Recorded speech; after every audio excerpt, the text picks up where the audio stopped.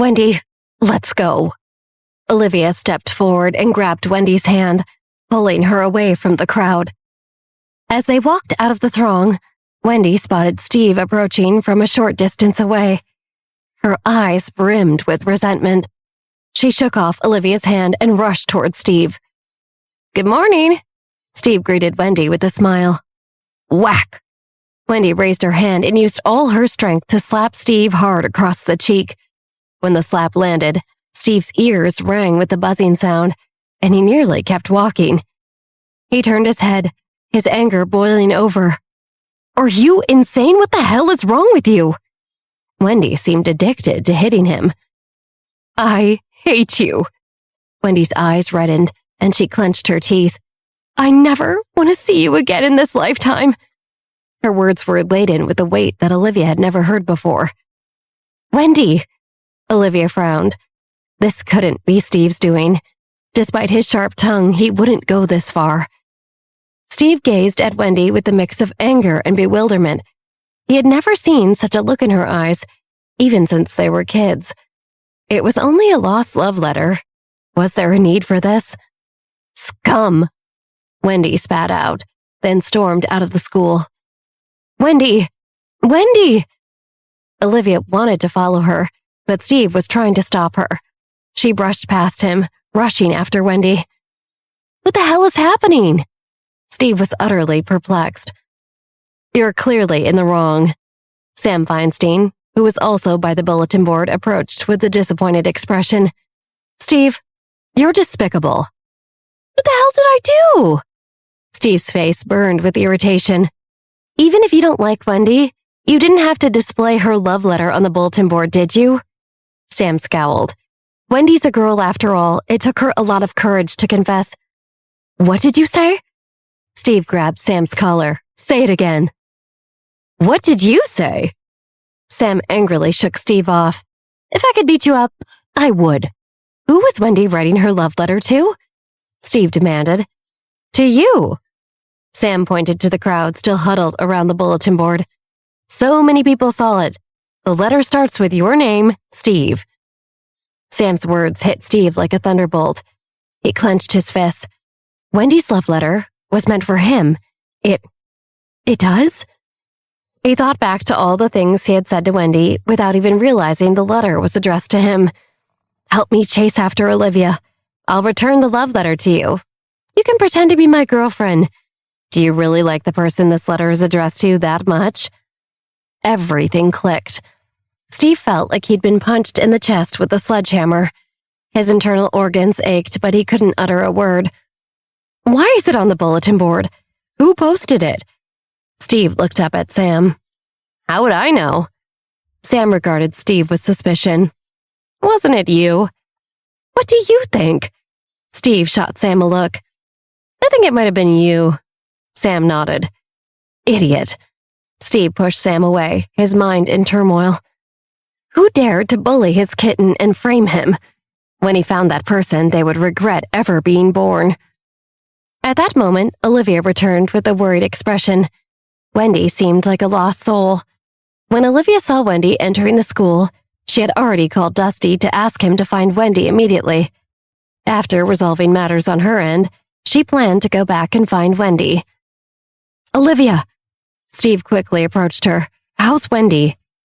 "Not well." Olivia shook her head and looked up at Steve. Steve found Olivia's gaze somewhat speechless. "I didn't do it, okay?" "I know it wasn't you. You're not that bored," Olivia said, her eyes flashing with anger. "I'm looking at you like this because if you like Wendy, you should tell her. If you don't, then reject her. Why drag it out until now and cause this mess?" "How was I supposed to know that love letter was for me?" Steve furrowed his brow. "I thought it was for Jeremy." Olivia was truly at a loss for words. Steve and Wendy were both quite dense.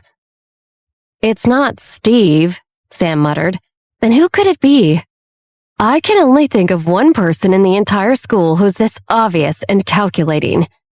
Olivia coldly glanced at Pamela, who was making her way towards the teaching building. "Pamela," Sam and Steve said simultaneously. Steve narrowed his eyes. "I recall now. I think I lost that love letter in the examination room. Pamela was in the same examination room as me. I'm on it, Olivia said, looking at Steve. Are you good with computers? Not very good, Steve shrugged, but Jeremy's quite adept with computers. Sam, go and get Jeremy, Olivia instructed. Tell him to come with me to the school's audiovisual room where the PA system is. Are you guys not taking the next exam? Sam asked. Don't you have to study? The exam? Olivia snorted. That can wait. No matter who it was, nothing was more important than Wendy. If Pamela dared to harm Wendy, she would have to face the consequences. Olivia and Steve headed to the monitoring room's door. When Jeremy arrived, Steve knocked on the door and diverted the teacher's attention. Olivia and Jeremy seized the opportunity to slip into the monitoring room. After inspecting Pamela's love letter, Olivia narrowed her eyes and said, Jeremy, connect to all the electronic projectors in the classrooms and display this. Okay, Jeremy said as he began working on it. Meanwhile, Steve turned around and saw the image on the screen. He grimaced in disgust. Pamela deserved to be exposed. Steve, let's go, Olivia said, turning around and leading Steve down the hall. Guided by Steve, she reached the examination room he had been in previously. Through the doors and windows, Olivia happened to witness Pamela writing quickly, with a gross smirk on her face. She appeared to be in high spirits. Just then, all the electronic projectors on the board suddenly activated themselves. First, the projection screens descended, and then, the image of Pamela sending love letters filled the screen. The surveillance camera angle perfectly captured the wicked grin on her face. Jeremy even applied some special effects to enhance and enlarge the image, focusing solely on Pamela's grin, which was projected onto the huge screen. Steve couldn't believe that such a smile could come from a seemingly innocent high school student. What the heck? Pamela stared at the electronic projectors in disbelief. How could this be happening? The door was kicked open with a loud bang, and Olivia entered the examination room with an icy expression. Pamela, are you ready to settle this matter? Olivia stormed in, causing Pamela to involuntarily tremble. I don't understand what you're talking about, Pamela firmly denied. Ha, ha. Olivia sneered and pointed at Pamela's face on the projector. Maybe you don't understand it, but you should at least understand this, right? Even someone with the IQ of a cabbage should have some sense of decency. Pamela bit her lower lip, and the onlookers all stared at her. Don't waste time on this, Pamela. You did this, and now you're trying to frame me. Just get out. Steve's words dripped with coldness. Who's framing you? Pamela stood up and walked towards the two of them. The exam proctor was present in the examination hall, so Pamela didn't believe that they would dare to harm her. Pamela, don't think I can't teach you a lesson just because you're a girl. Steve's chest burned with rage. Pamela felt even more triumphant hearing Steve's words. It was always said that you shouldn't hit a woman. She lifted her chin and approached Steve. Why would I frame you? When did I write that it was you, Steve, who posted it? It's others who said it was you. You and Wendy have been flirting for days. I was just joking around, so what? You bitch. Steve clenched his fist by his side. If Pamela weren't a girl, he would have decked her. Language, Steve. Now let me tell you. Pamela was interrupted mid-sentence. A resounding thwack made everyone jump as the desk Pamela was leaning against suddenly crashed to the ground, causing Pamela to tumble down with it. Olivia smiled. She had used her powers without even having to think of them, happy they had just instinctively worked. Because Pamela could move, Olivia crouched down, and while pretending to help Pamela up, she grabbed Pamela's collar and yanked her forward. She leaned in close, her eyes filled with a deadly intent. Pamela, do you really believe I can't lay a hand on you? Let go of me! Pamela's face turned ghostly pale from the shock of Olivia's sudden assault. She used her hand to try to pry Olivia's grip on her. Olivia, get away from me, I'm warning you, You should have never harbored any bad thoughts about Wendy, Olivia whispered as her eyes turned red. She gripped Pamela's hand and turned it over. I could strangle you right now, and no one would even see. Her hands weren't even around Pamela's throat, and yet Pamela felt her esophagus closing in on itself. What was happening? Though she didn't follow through on her threat because so many people were around, Olivia could tell the students in the examination hall couldn't help but applaud internally when they saw this scene. Pamela's actions were truly despicable. They wished they could step in and confront her. Such behavior was seldom even seen among the worst individuals. "Students, no fighting allowed!" The young teacher, who was initially bewildered, finally reacted and quickly moved forward to separate the two. As he took a few steps, Steve stopped him. "We were just helping her up after she fell, sir." Steve raised his chin slightly, his eyes burning with anger. The new teacher with glasses met Steve's gaze and took a few steps back. Why did he have to deal with this kind of situation within just a few days of starting his job? If it had been an inner-city school, that would have been one thing, but this was Marshall High School. While the teacher was at a loss about what to do, Olivia whispered, "Next time, you won't be so lucky," to Pamela. "Get away!" Pamela struggled, pushing Olivia away. She could barely breathe, and her face throbbed with pain. It was probably her sheer determination that allowed Pamela to break free. She appeared frenzied, extending her hands and shoving Olivia with all her strength. Pamela used every ounce of her energy, eyes brimming with malevolence. She wished she could shove Olivia to the ground and eliminate her once and for all. At that moment, the classroom's door swung open and someone entered. Witnessing the scene, he was also taken aback. Pamela's forceful push sent Olivia stumbling backward, almost causing her to hit her head against the wall. It was fortunate that Steve intervened, preventing her from such a collision. Seeing Olivia standing unharmed, Pamela's eyes welled up with tears. Just moments ago, she believed that Olivia had wanted to strangle her. She couldn't allow Olivia to harm her. Instead, she decided to take matters into her own hands. It would be better to confront and even assault Olivia, and she could easily fabricate a medical case afterward. With her family connections, creating a plausible scenario wouldn't be difficult. All she needed to do was invest some money in establishing the necessary connections. This idea flashed across Pamela's mind, and she quickly tried to suppress it. She needed to attack Olivia.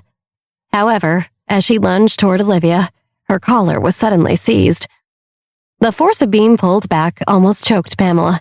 She regained her footing and turned her head sharply. Who dared to block her? When Pamela turned, she locked eyes with an enraged figure. "Pamela, it's you again." The principal felt a headache coming on when he saw Pamela. He wanted to scold her, but as he opened his mouth, he noticed Pamela's face was swollen. Why is your face like this?" "It was her." Pamela immediately pointed at Olivia. "She attacked me." "No." Olivia shook her head with apparent bewilderment. "She fell and I merely helped her up. Ask anyone." "You're lying." Frustrated by Olivia's denial, Pamela stomped her feet. "She came in and she provoked me. It's all her fault." The principal scrutinized Olivia, then asked, "Did you really cause these injuries?" "I didn't." Olivia responded with a puzzled expression. She discreetly hid her slightly swollen palm behind her back. With an exasperated look, Olivia added, "I simply entered the wrong examination room. I have no idea why Pamela is saying this." She ignored Pamela's infuriated expression and continued, "Sir, I'm fortunate you arrived early, otherwise she could have attacked me. Right, guys?" Olivia looked around, and the other students corroborated her story with nods. "You're lying! You're lying!" Pamela turned to the other examinees for support. "They saw it. They witnessed everything." The examinees exchanged glances. "Actually, Liv is telling the truth," one of them said. "Why would we testify for Pamela? Posting someone else's love letter on the bulletin board and doing something so despicable and then trying to attack Liv? Why would we back her up? No way." "You're all lying." Pamela looked at the invigilator and pleaded, Teacher, please tell the truth." The proctor swallowed hard, nervously glancing at Steve's menacing stare before speaking. "I was overseeing the exam and picking up all the tests, so I didn't see." You all! Pamela's breathing grew erratic. She turned to the corner of the classroom, addressing the surveillance camera. There are surveillance cameras. Check the surveillance cameras. Pamela then once more confronted Olivia, saying, "It was her who attacked me. I've never been beaten up by anyone in my life. I won't allow Olivia to humiliate me."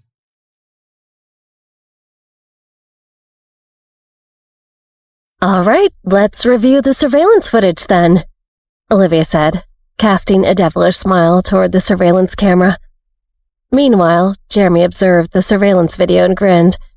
He confidently pressed the delete button and quietly exited the monitoring room. Just as he left, the teacher Steve had brought to the room returned. Without hesitation, Jeremy leaped out of the window, expertly jumping to another window along the corridor. Silently, he entered through the window and made his way back to his exam room. It seemed that with his timing, he'd still be able to pass this particular subject. In the principal's office, both Olivia and Pamela had been summoned. Olivia's phone buzzed incessantly, but she couldn't answer it in her current situation, so she chose to ignore it. Pamela, on the other hand, stood in front of the principal's desk, shedding pitiful tears, while Olivia remained composed and silent. Principal Yan, seated behind his desk, watched a video of the incident with a grave expression. They stood there for over half an hour. Pamela felt her eyes stinging from crying, and she was nearly out of tears. But Principal Yan hadn't said a word. "Principal, how much longer will this take?" Olivia inquired, checking the time on her watch. "The next subject is about to begin." "Olivia, you may leave," Principal Yan suddenly declared. "All right," Olivia nodded. The surveillance footage had been deleted by Jeremy, leaving the principal without any evidence to hold her accountable. "Why?" Pamela was shocked by the principal's decision. She had been assaulted, so how could Olivia be allowed to leave unscathed? The CCTV cameras in the examination room malfunctioned, and the classroom surveillance footage from that time can't be adjusted, the principal explained, shrugging. "I can't definitively conclude that Olivia assaulted you." "Do you think I would lie?" Pamela's voice grew louder, her eyes filled with disbelief. "Principal, how could I inflict these injuries upon myself?" "I had suspicions about your mental state from the beginning," Principal Yan stated, looking at Pamela. "This is a personal attack." Pamela furrowed her brow. Was it possible that Principal Yan had been bribed by the Johnson family? Why else would he say such things? "Principal, I could file a complaint based on what you just said." Pamela's tone turned cold as she issued a threat. "You'd better provide a reasonable explanation." "Very well." Principal Yan rotated his laptop to face Pamela. "I hope you can offer a reasonable explanation for your actions. Why did you engage in activities that damaged your classmates' reputations and spread malicious rumors?"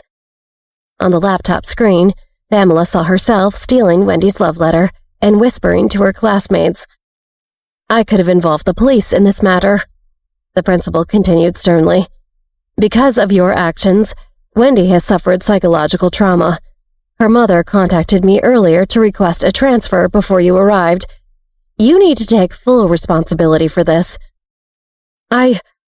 Pamela stared at the screen in a daze, unable to utter a word. Her face had lost the arrogance she displayed while she threatened the principal. "What?" Olivia's heart raced. She hadn't yet left the room. "Wait, Wendy applied for a transfer to another school?" "Yes," Principal Yan confirmed with a nod. "I received a call from Wendy's mother.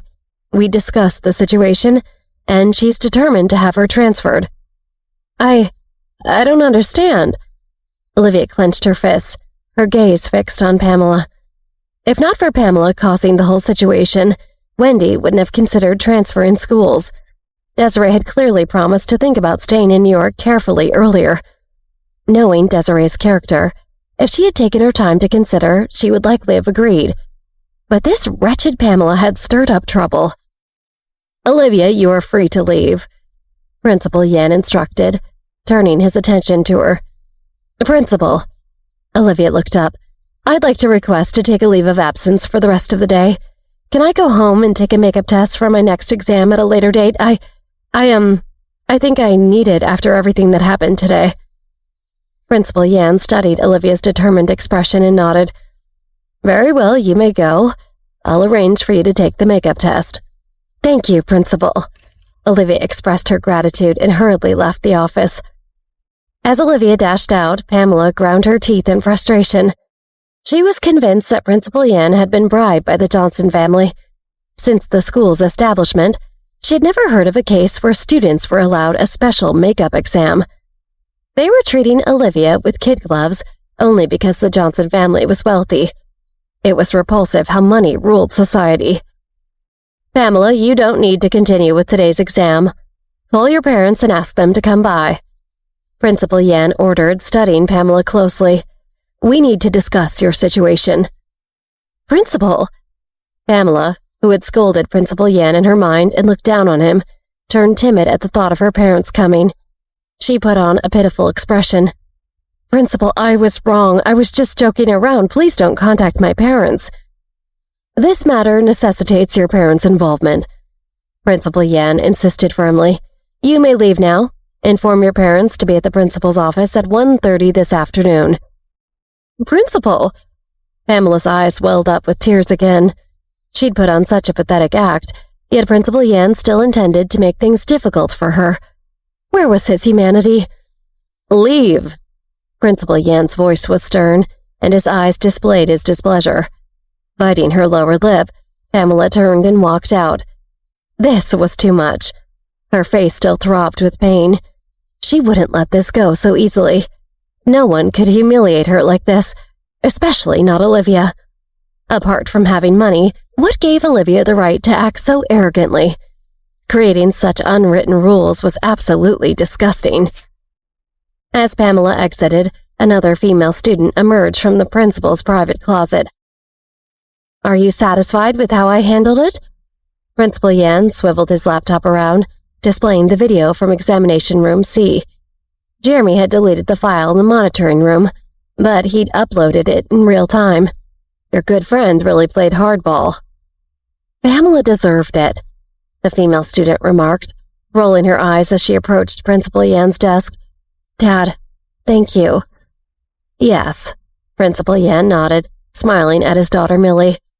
"It's the first time you've asked me for a favor since you were adopted.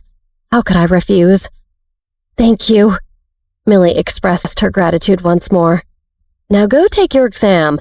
If you don't perform well this time, I'll have you write a 1,000-word essay over the summer vacation as punishment." Principal Yan pretended to be stern. "Okay," Millie nodded, then turned and left the principal's office.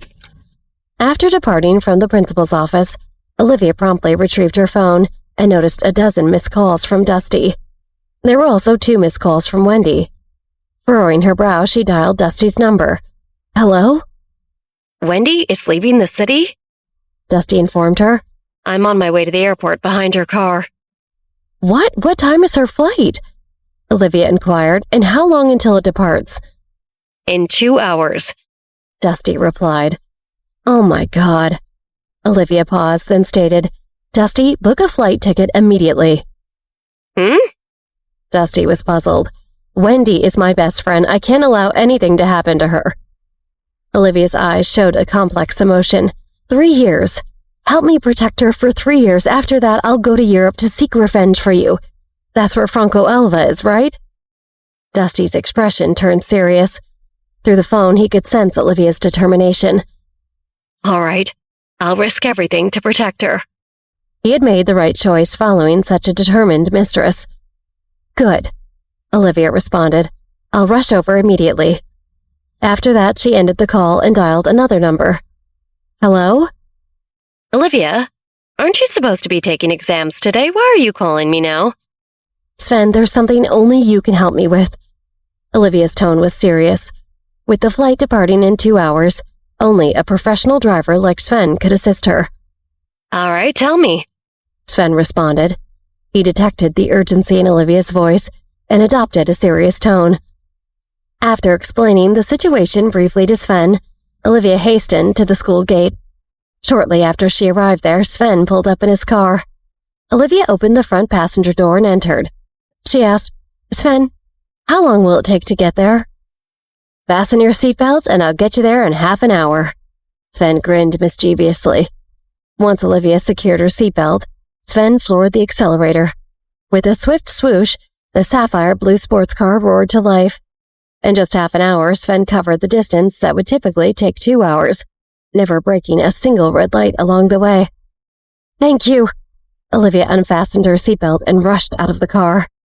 "I'll be waiting for you in the front parking lot," Sven shouted after her. "All right," Olivia responded as she dialed Dusty's number. After learning which waiting area they were in, she headed in their direction. Spotting Wendy from a distance, Olivia called out, "Wendy! Olivia!" Wendy heard the voice and immediately turned to run toward Olivia. They clasped hands tightly. "Wendy, are you really leaving?" Olivia inquired. "Yes," Wendy replied softly, lowering her head. She had always been somewhat timid, and after this incident, she no longer had the courage to remain at Marshall High School. She couldn't bear the judgment stares and cruel gossip of her peers. Moreover, she had been seriously injured. Facing Steve again was the last thing she wanted. This had been her first experience with love, and it had resulted in such pain and fear. She was utterly exhausted. "Wendy, I've already looked into the matter with the love letters. Steve, he—" "Olivia, don't say anything more. I understand everything," Wendy said, her voice filled with grief. She couldn't bear to hear another word about Steve, her heart already heavy with sorrow.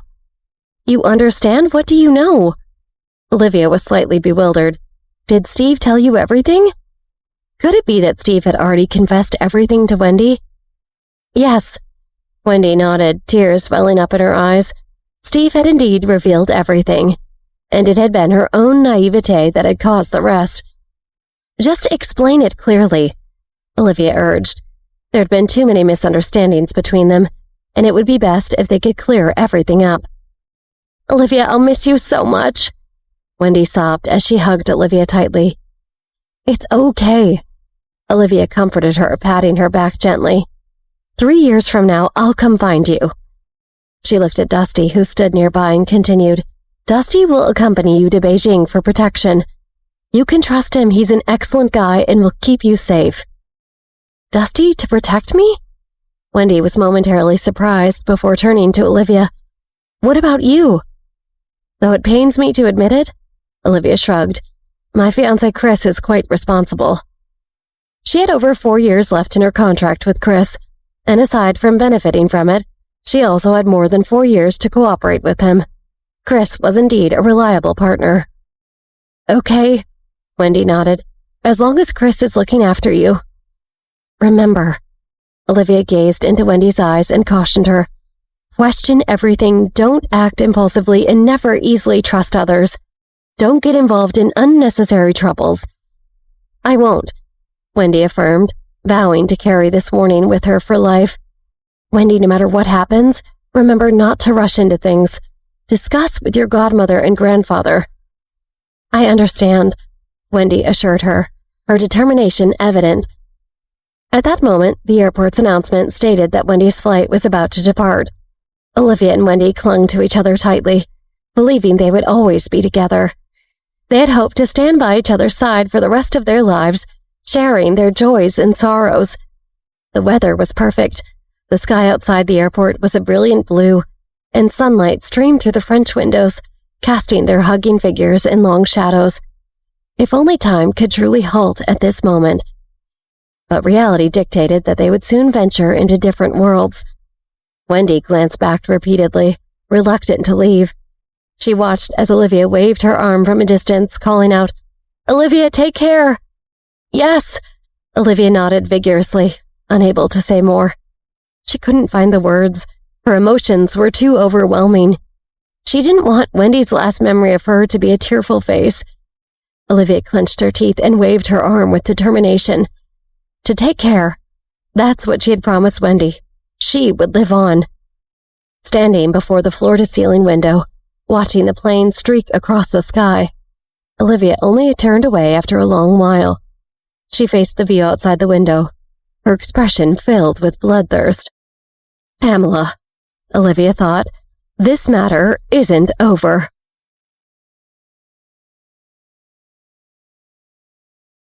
When Olivia arrived at the parking lot, she found Sven already dozing off in the car. "Hey," Olivia lightly tapped on the window. You're back. Sven opened the car door and smiled.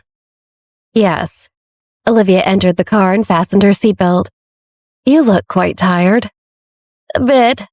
Sven stretched and said, Chris's men have been quite active recently, and I've had a lot to handle. Transferred? Olivia furrowed her brow. What's going on? Did something happen? It's not related to you, don't worry. Sven's tone paused, then he waved his hand. You should ask Chris about some troublesome matters. I don't know what to say. Oh, Olivia replied and didn't pursue it. In her previous life, this time was usually peaceful, and she hadn't heard of any major events happening in the world. However, it was possible that she was simply unaware, as she had been a wealthy young lady with nothing to do besides petty social stuff in her previous life. Should I drop you back at school? Sven asked Olivia. Yep, let's go back to school.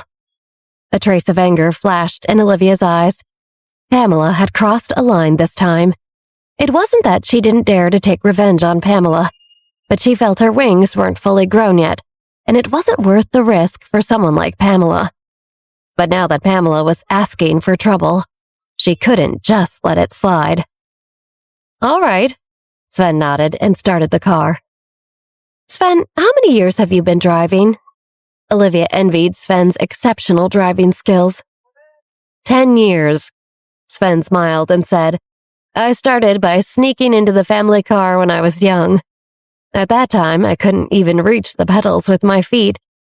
Later, when my family saw how much I enjoyed it, they had a sports car customized for me.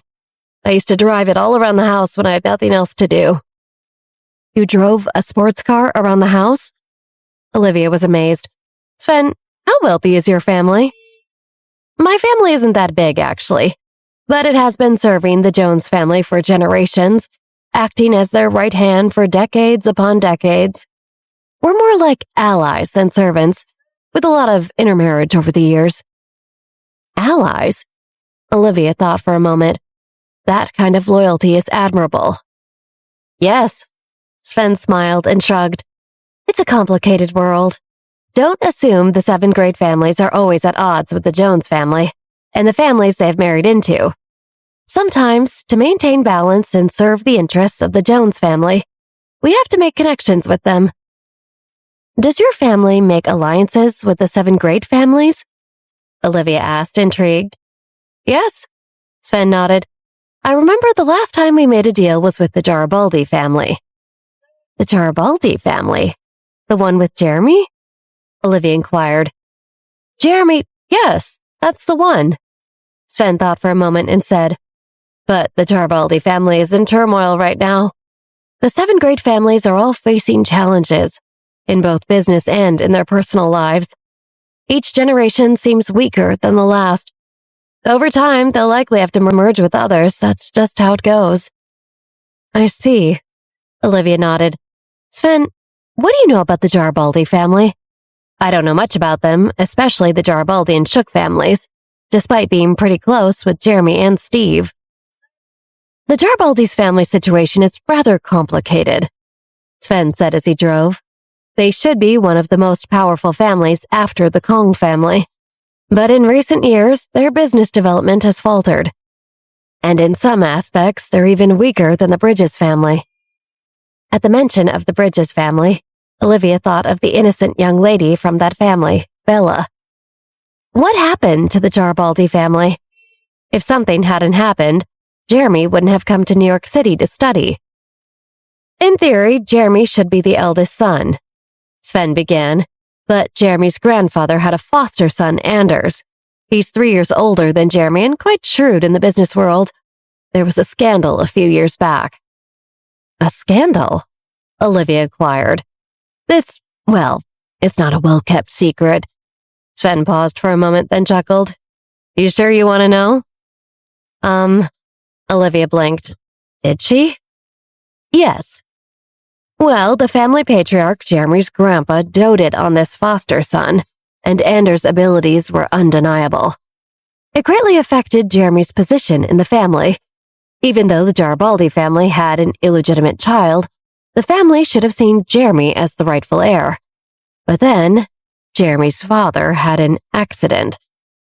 Accident? Olivia frowned. It didn't sound like an accident at all. Yes. Sven sneered with disdain. That's correct. It's quite the situation.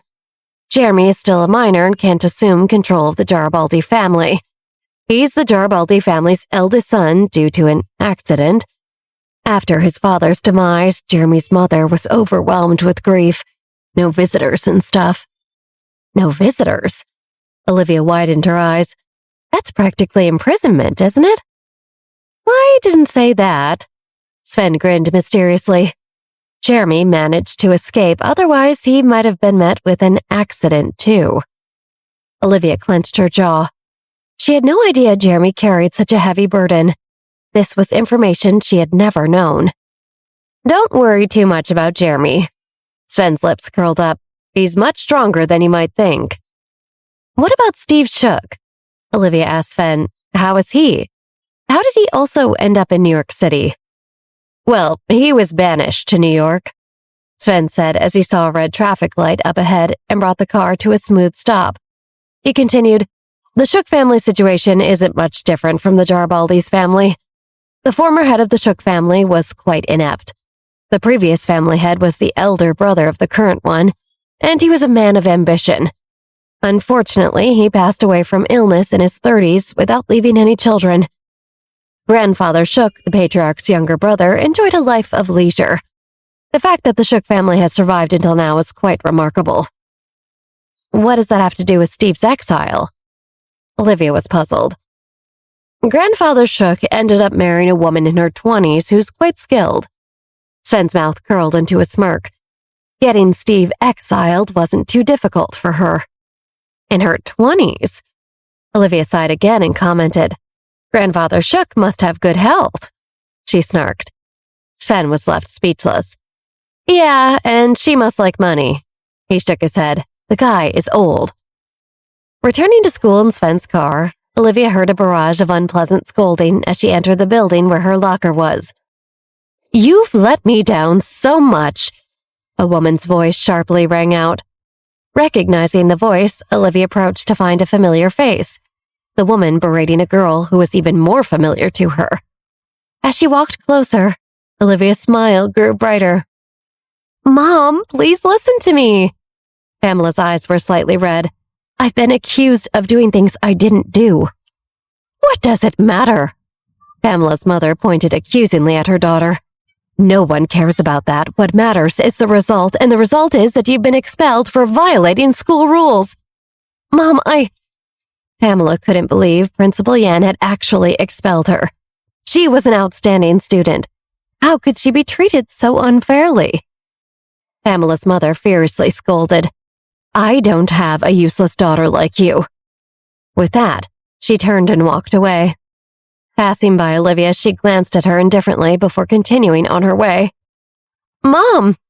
Pamela watched her mother retreating back, her heart heavy. Her face already swollen, twisted in an even more exaggerated expression when she saw Olivia. Olivia! Pamela growled through her teeth and glared at Olivia. Are you satisfied now? Olivia approached Pamela step by step. You got expelled? So what? Pamela lifted her chin defiantly. Her father was part owner of Cox's Hospital, and she had excellent grades. Even if she left Marshall High School, other schools would be eager to have her. In fact, she was relieved to leave Marshall High School. She couldn't bear staying there any longer. However, being expelled still stung. How could someone like me be expelled? She thought. The truth was undeniable, and she quickly accepted it. This time, she had lost. She was expelled, defeated, and then leaving the battlefield. But she would return, seeking revenge. In the future, when she had achieved great success, she will expose the unfairness of Marshall High to the world, revealing the president's incompetence and the school's lack of humanity. Pamela, do you really think you'll be free after leaving Marshall? Olivia's lips curled. What do you mean? A sense of foreboding gnawed at Pamela. What do you intend to do? What do I intend to do? Olivia smiled and asked, What do you think I intend to do? Olivia, I'm warning you. Pamela, feeling increasingly uneasy as Olivia's smile widened, took a step back and said, "If you try to hurt me, we live in a society with laws and rules, and I'll make sure you get in trouble and pay for everything you do to me." "Yes," Olivia nodded. "You're absolutely right. It's a lawful society. But that doesn't mean I can't make you beg for mercy." "Olivia, don't you threaten me." Pamela stared at Olivia with determination. "Pamela, do you know how gardens work?" Olivia smiled, her eyes growing sinister. "You watch a garden grow day by day, getting stronger moment by moment, and then when it's at its peak, you harvest it. But you also have the power to destroy it with your own hands.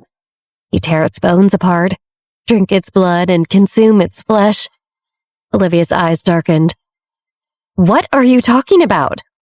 Pamela's heart skipped a beat. When she met Olivia's gaze, she sensed a real threat, as if Olivia might transform into a devil and kill her in the next moment. Pamela felt fear creeping in and took a couple of steps back. "Never mind." Olivia didn't follow Pamela. Instead, she stood her ground with a tilted head and gave a faint smile. "Pamela, I'm going to show you what true hell is like." Originally, she had intended for Pamela to live, to witness the ruination of all she held dear in her previous life. She would dismantle everything Pamela cared about and watch her existence devolve into that of an animal. After toying with her thoroughly, she would dispose of her. However, Pamela should not have harbored any designs on Wendy. Pamela gazed at Olivia's smile, and for some reason, a sense of despair came over her. It felt as though she was about to descend into a living purgatory. The fear of survival left Pamela speechless as she asked, "Why are you doing this to me?" "Why? Take a guess." Olivia barely finished her sentence when the final class bell rang. Streams of students poured out of the classrooms and walked past the main hall of the teaching building. Olivia and Pamela stood opposite each other as the crowd flowed past them. Olivia continued to smile, but that smile sent shivers down Pamela's spine. Pamela sensed Olivia's intent to harm, hidden behind that smile. Pamela was terrified. She wanted to cry out for help, but the sea of people made it impossible to find anyone to call to her aid. She stood rooted to the spot, her swollen face twisted into an odd expression. "Olivia?" Millie, carrying her school bag, asked curiously. "Why aren't you heading home yet?" "Let's go together," Olivia said, turning around and walking side by side with Millie. She didn't hesitate and didn't even glance at Pamela. This action sealed Pamela's fate. Pamela remained in place, watching Olivia's retreating figure. For the first time, she felt doubt creeping in. Had she truly done something wrong? Had she genuinely offended someone she shouldn't have? On the other side of the school, Olivia walked beside Millie. Wendy transferred to another school. Millie nodded. "I heard." She sighed, saddened by the news. She too cherished her friendship with Wendy, but she figured maybe transferring to a different school was the best solution, considering Wendy's sweet, docile personality. Even if Olivia sought vengeance on Pamela today, what would it change? In reality, Wendy had indeed written a love letter to Steve, and that love letter had been posted on the bulletin board. The humiliation had already been done, and Wendy had every right to want to start over. Otherwise, in the future, people would inevitably point fingers at Wendy when they saw her and whisper about the love letter. That would be a cruel situation for Wendy. She was too fragile and sensitive, harboring a deep sense of inferiority.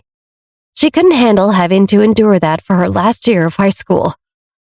"Millie, you're very level-headed," Olivia walking alongside Millie. "Yeah, well, level-headed people get weary with life." Millie sighed helplessly. One could avoid a lot of trouble by observing people's expressions and reading their thoughts. It was that simple. "Olivia," Millie focused on the road ahead. "I know you'll seek justice for Wendy, so I won't say much, but I hope you'll do it while protecting yourself." "Got it," Olivia nodded. This was Millie's friendly advice, the counsel of her best friend. Afterward, they fell silent. It was only then that they realized how quiet the atmosphere had become without Wendy around. Not only will I protect myself and my friends, Olivia thought, but I will make Pamela wish she was never born. After bidding farewell to Millie at a street intersection, Olivia crossed to the other side of the road and entered an alley. There, she found Steve Shook waiting by her driver's car. Before heading back to school, Olivia had messaged Steve, asking him to wait for her after school. Upon seeing Olivia, Steve inquired, "Where's Wendy? How is she?" "Wendy transferred to another school," Olivia informed him, studying Steve as she detected self-blame in his eyes. Olivia stepped forward and patted his shoulder. "What's done is done. Let's think about what we should do next." "What's next?" Steve asked. "Are we going after Wendy?" "No, that's impossible." Olivia shook her head. Millie's perspective was correct. Wendy would never return to Marshall High. Olivia beckoned for Steve to join her and said, "I want revenge on Pamela." "All right," Steve concurred. "What do you suggest we do?" Pamela was a menace, even in life. It was the first time he had such intense resentment towards someone. "Let's talk inside the car," Olivia directed Steve. She parked her private car's rear door and allowed Steve to enter. Once both were inside, Olivia instructed, "Morris, let's go home." "Of course, miss." Morris Bratt glanced at Steve but said nothing. He started the car and drove out of the alley. Sitting in the back seat, Olivia took out her phone and pulled up the news she had seen 2 days ago. She handed her phone to Steve. "Take a look at this." "I've seen this news before," Steve nodded, referring to the Cox's hospital incident. "I heard the medical dispute had been resolved and the hospital compensated the patient." "What do you think about this?" Olivia asked Steve. "A newly graduated nurse made a medication error?" Steve thought for a moment, and it resulted in a loss for the hospital. "What if I told you that the nurse was right?" Olivia smiled meaningfully. "What if I told you she was the victim?" "Was she framed?" Steve immediately grasped the concept. "An innocent person accused?" Olivia grinned. "Sometimes it's a crime to possess something valuable. In her previous life, the Cox clan had gone to great lengths to settle this matter. Pamela had even borrowed a significant sum of money from her father, Brandon Cox, which remained unpaid even after her death. This time, she intended to escalate this matter to its greatest extent. She wanted to see how the Cox family would resolve it. When Steve heard Olivia's words, though puzzled, he understood that this situation was more complex than the news had portrayed. He felt a sudden excitement, as there must be something hidden beneath the surface of the Cox family that was not visible to the public. "What should we do?" "Meet me tomorrow at 10 a.m. at the Pinnacle building downtown," Olivia stated. "All right," Steve agreed readily. "Morris, please stop at the next intersection," Olivia instructed. "Of course." Morris complied and parked at the upcoming intersection. Olivia waved at Steve. "You can get out now." Steve hesitated for a moment. How could she be so heartless? "We're not headed in the same direction, and there's a bus stop for your route right here," Olivia explained as she saw Steve's resentful gaze, spreading her hands. "All right." Steve had no choice but to exit the car. "Tomorrow at 10 a.m.? The Pinnacle building downtown?" "Yes," Olivia confirmed. After closing the door, Steve watched the departing private car and felt a lingering sense of despondency. On any other day, he would have remained in the car and let Olivia drop him off at home. But today, after the incident involving Wendy, he couldn't just let it slide. It marked the first time he owed someone, especially a girl he cared about, and the feeling was far from pleasant. After a few futile punches in the air, Steve still didn't feel he had vented enough. That damned Pamela tried to make it look like he was trying to humiliate Wendy, when in fact he wanted to simply give her the letter back. This matter was far from over. After Olivia's revenge on Pamela, he would exact his own revenge. No one could humiliate him like this and get away with it. Elsewhere, Pamela returned home in a daze, her heart gripped by anxiety. How would she break the news to her father about her expulsion from school? Her mother, with her strong-willed personality, would surely scold her. And then there was Olivia. Pamela clenched her fist as the image of Olivia's smile replayed in her mind. Was Olivia toying with her? Pamela had very little money. What could she possibly do? The most pressing matter was explaining to her father how she had been wrongfully expelled. She took a deep breath, passed through the living room, and headed for his study. Just as she was about to knock on the door, she heard her mother's voice from inside, accompanied by sobs. 500,000? Didn't we already pay that much for the medical dispute? Why do they want another 500,000? Do we even have that much money? No way, we must come up with that money. His father's voice was resolute. Why did you squander the money meant for our family on those 4 or 5 kids? How can we suddenly produce 500,000? Pamela's mother's voice trembled, revealing her long-standing dissatisfaction with the situation. All the money I earned is mine, Pamela's father said, his tone carrying a suppressed anger. I used to enjoy it myself. What's wrong with that? But it's 500,000 all at once. Pamela's mother sounded on the verge of a breakdown. How can our family afford that? The Cox family might seem prestigious, but it's an empty facade. Brandon Angus Cox, you have been reckless. She scolded her husband, using his lesser-used first name. You've raised a few children outside this marriage with your mistresses and squandered our money. Now where can we find that kind of money?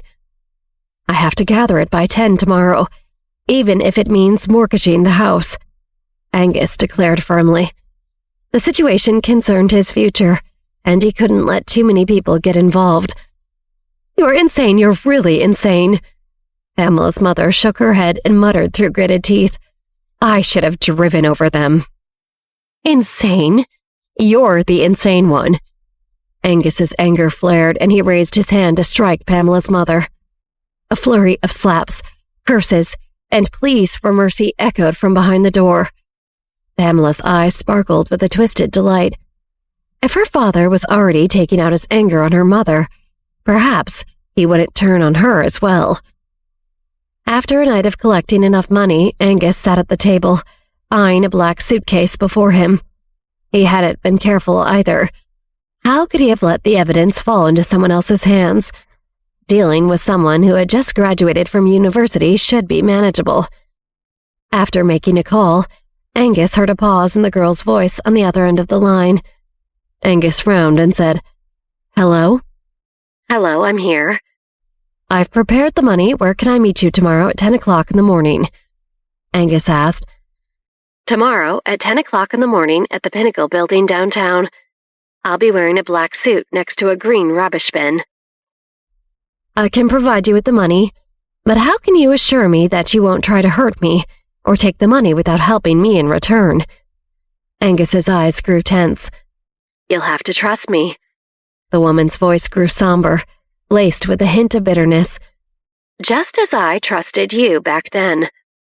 She had once placed so much trust in this seemingly respectable hospital dean, but look how it had ended.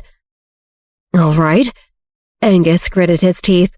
He had no other choice. As long as he remained the dean of Cox's hospital, and the hospital stayed open, the money would eventually find its way back to him. That's it. Don't try any tricks on me, the woman warned before ending the call. Seated in his chair, Angus felt a rising sense of panic. At that moment, Pamela knocked gently on the door. Come in, Angus said, pinching the bridge of his nose. Fatigue etched into his eyes. This matter had preoccupied him for the past 2 days, nearly causing a fatal mistake during a major surgery earlier. Dad, what's wrong? Pamela asked, her eyes fixed on her father. Nothing, Angus said, glancing back at Pamela. What do you want? Well, Pamela's gaze shifted from Angus to the floor. She bit her lower lip. Her eyes welled up with tears. Dad, something happened. What? What happened? Angus's frown deepened. The Johnson girl, Olivia. She's jealous of my popularity at school and constantly targets me. This time, she even framed me and bribed the principal to expel me from school, Pamela said, reaching up to wipe away the tears in the corners of her eyes. "Father, is it wrong to excel?" "Why don't you know how to keep a low profile at school?" Angus sighed upon seeing Pamela's tearful face. He didn't have the energy to be angry with her. "Dad, what should I do?" Pamela implored, her eyes fixed on Angus. "I just want to do well and not bring shame to you. I never thought that it would make someone jealous like this." "Stop, don't cry," Angus said, his frustration evident. "It's not like crying will solve anything." He glanced up at Pamela once more, noticing her swollen face. "What happened to your face?"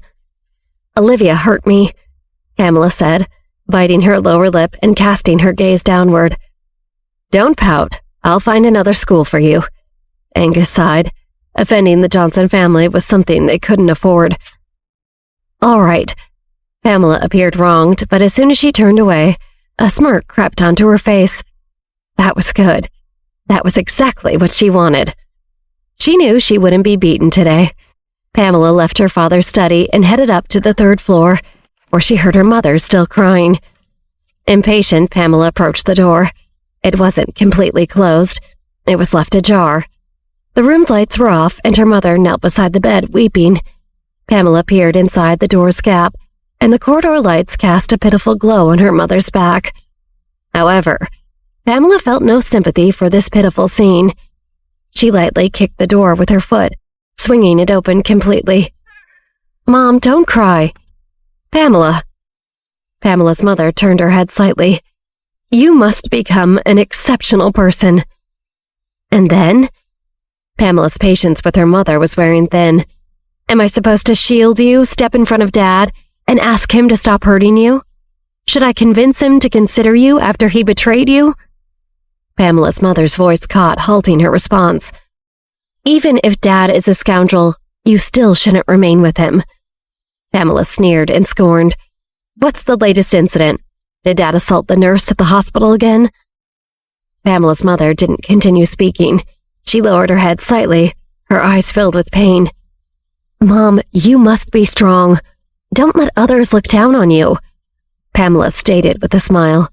"Being the wife of the hospital director, is that making you happy? Even if it means enduring his betrayals? Even if it means being alone in that empty room while he cheats? Do you know why?" Pamela's mother's posture tensed. She didn't want Pamela to proceed. "Because if you leave Dad, you won't be able to survive. Without him, you feel worthless." Pamela hit the mark squarely. A woman might as well be an accessory. She might as well be dead. As the words left her lips, an indescribable sense of relief washed over Pamela. She had wanted to voice all of this for a long time. She had yearned to express herself this way. Provoked by Olivia earlier, and scolded by her mother later, she now felt a sense of relief. Turning away, Pamela left the master bedroom. It was time to retreat to her own room and read. While she couldn't bear to stay at Marshall High any longer, her academic performance remained strong. With this transfer, she was bound to secure the top rank in the entire school. At the very least, she'd be among the top 3. Afterward, she'd strategize her revenge. Her humiliation at the hands of Olivia wouldn't be brushed aside easily. The memory of Olivia's gaze sent shivers down Pamela's spine. She had to admit that look had truly frightened her. Shaking her head vigorously, Pamela took a deep breath and opened her book. She focused her gaze on the pages. She needed to steer clear of those thoughts and concentrate on the material before her. As long as she remained part of the Cox's hospital family, opportunities for revenge would present themselves. Her family might not be as affluent as Olivia's, but what did it matter? She was far superior to Olivia. Pamela's determination burned strong. In the master bedroom, Pamela's mother gazed out the window with sorrowful eyes. She had never anticipated her daughter harboring such thoughts about her. Her life had been devoid of dignity. That was true. It was true that her existence seemed worthless. However, she couldn't bear to hear these words from her own daughter. Standing up, she staggered to the window.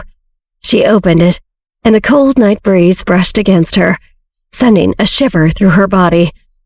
Empty eyes peered into the darkness below the window. It seemed as though jumping would release her from the sorrow. Her hand rested on the windowsill, yet fear held her back. Should I end my life? She wondered, though she stopped herself. Leaning against the window, Pamela's mother sank to a crouch, resting her head against the wall. She felt as if this wall exuded a chilling gloominess.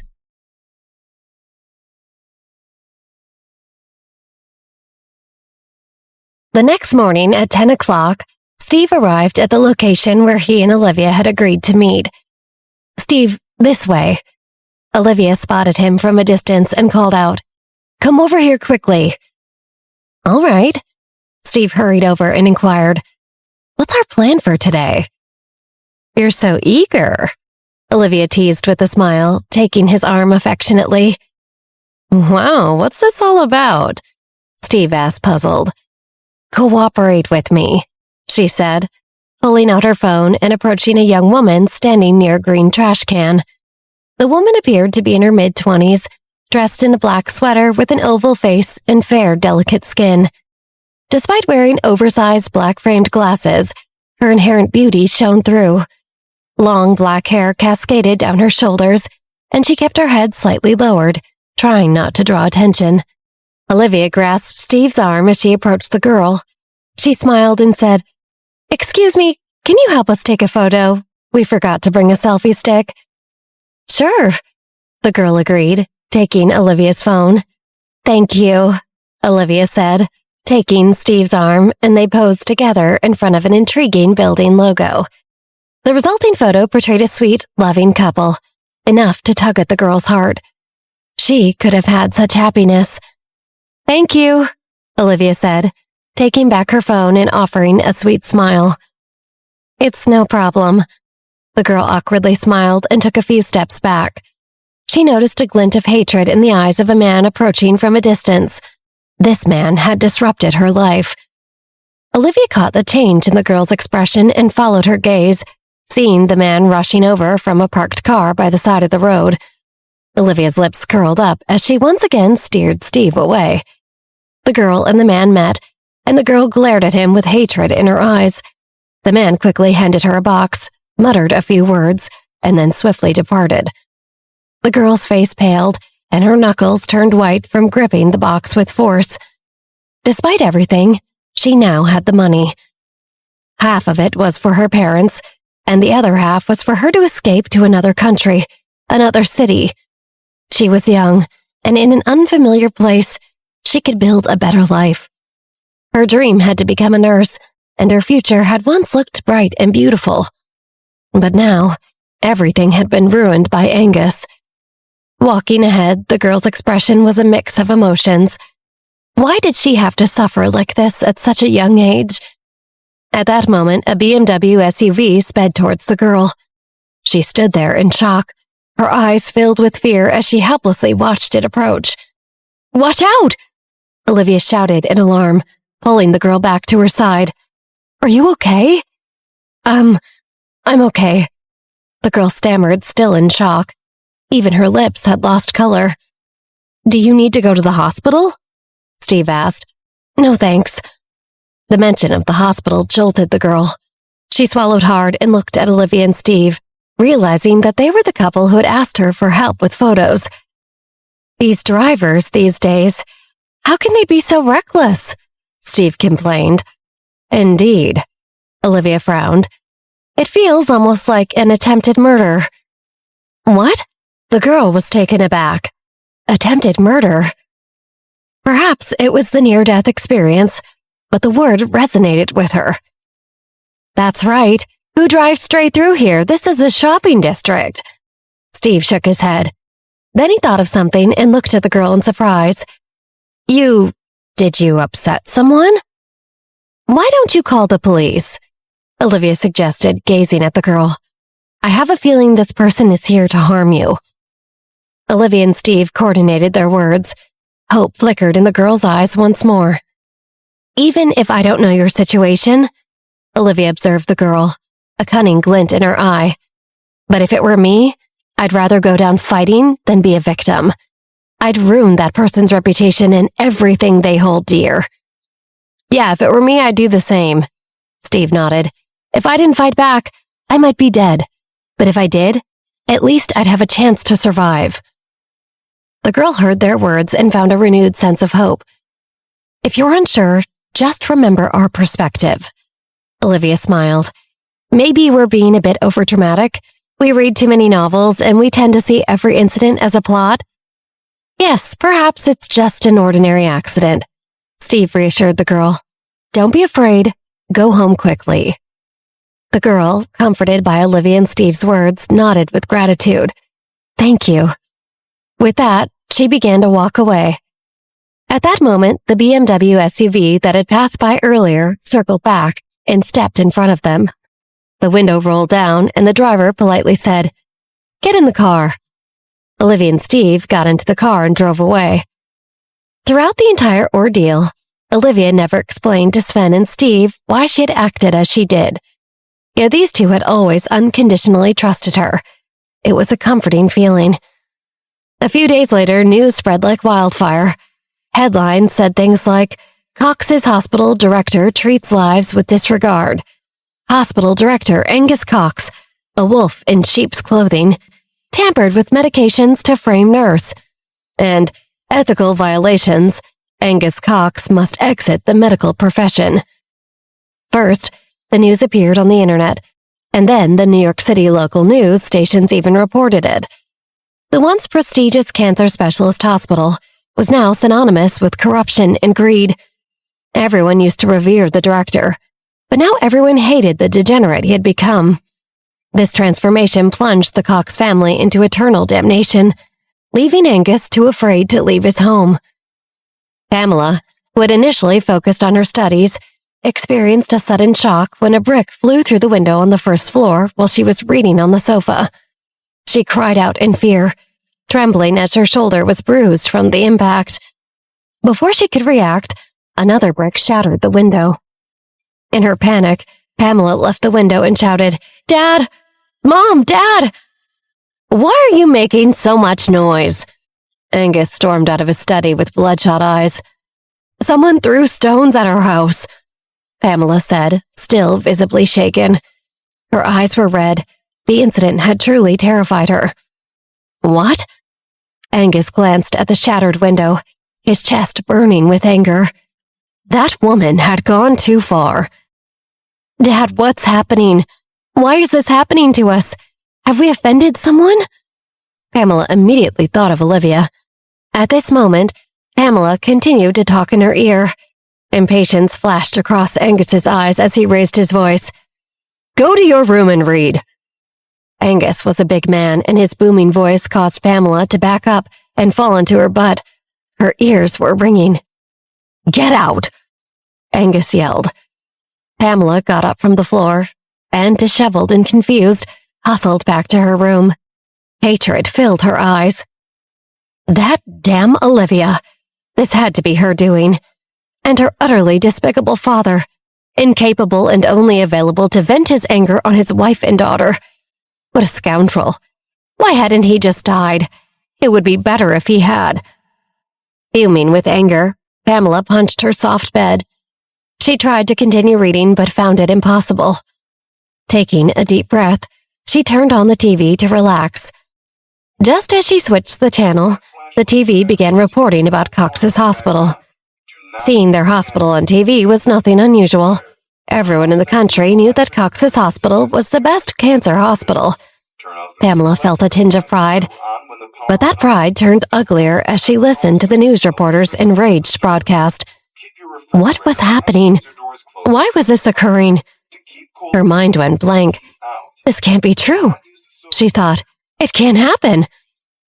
After calling Pamela on the other side, Angus's mood calmed down a little. He returned to the study and dialed the number he had called countless times during this period. The number, which had been turned off earlier, actually started ringing. Angus's eyes lit up. That woman had actually turned on her phone. "Hello?" The girl answered the phone. "You deceived me," Angus scolded. "I've already given you the money. Why did you do this? How could you?" "Why did I do this? You have the nerve to ask me?" When the girl heard Angus's question, she lost control of her emotions.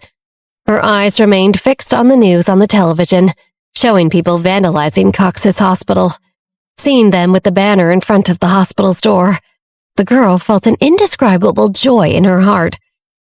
When you hurt me, did you think about what you were doing? When you used a hefty compensation fee to coerce me into sleeping with you, did you think about the consequences? A guilty look briefly crossed Angus's face, only to be replaced by anger. We agreed that as soon as I gave you $500,000, you would act like nothing happened and then leave New York City forever. If I didn't have the evidence, would you have given me $500,000? You wouldn't have given me a single cent. The girl clenched her fists and declared, Angus, I used to respect you as a teacher, but you're nothing but a beast. You're not fit to be a doctor. You're not qualified. Angus gritted his teeth, feeling an intense desire to tear the person on the other end of the line apart. I originally intended to take the money and leave. I even booked a plane ticket. The girl sneered. But your precious family didn't want to give me a chance to live. You actually had someone drive a car to try and kill me? It's all thanks to my luck and God's watchful eye that I'm still alive. The girl ground her teeth and added, Even if I die, I'll drag you into hell with me. Even if I die, I'll tarnish your reputation. She was forced into this situation by Angus. I didn't have anyone try to run you over, Angus squealed. He was taken aback. While he may have had lustful intentions, he had never contemplated killing someone. There was no reason to resort to murder. He had always been cautious. It's pointless to deny it, that's the truth. The reason I answered your call is to tell you something, the girl said, taking a deep breath. Her final words were, Angus, you've committed all sorts of wicked deeds. You deserve to face the consequences. With that, she hung up the phone and switched it off, then removed and destroyed her phone's SIM card. Hello? Hello? Angus panicked upon hearing the busy tone. He dialed again, but it indicated that the other party's phone was switched off. Angus cursed and threw the phone aside. He had never contemplated murder, let alone a violent collision. Suddenly, he recalled what his wife had yelled during their last argument. You're insane. You're truly insane. I should have driven over them. Damn insane woman. Fury overtook his reason. Angus stood up and stormed out of the study, heading to the main bedroom on the 3rd floor. He kicked the door open, and with a few strides grabbed Pamela's mother by the hair. You crazy woman! Who told you to drive and try to hit her? Everything is ruined. You've destroyed everything I had. It hurts! Pamela's mother winced as her head was pulled, struggling to break free. But she was no match for Angus. You traitor! Angus yelled. I didn't do anything, she stuttered. Don't yell at me. I didn't do anything. How dare you lie? Angus wailed. As Pamela's parents argued, Olivia checked into a hotel across the street from their Manhattan apartment.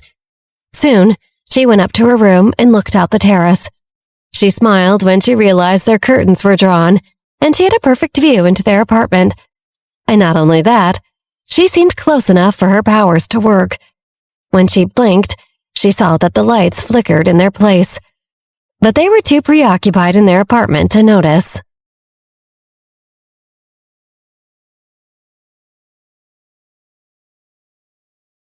I told you to pretend, Angus yelled at his wife, unaware that Olivia was watching his every move from the hotel across the way. At the same time, Pamela rushed out of her room. But when she saw Angus yelling at her mother, Pamela stopped. She originally wanted to ask what was going on, but seeing this scene, she hesitated. A thought appeared in her mind. If she went in now, would she just get in the way? Thinking this, Pamela frowned and took a few steps back. She did not want to interrupt her parents' argument. After Pamela retreated back to her room, her parents continued arguing back and forth.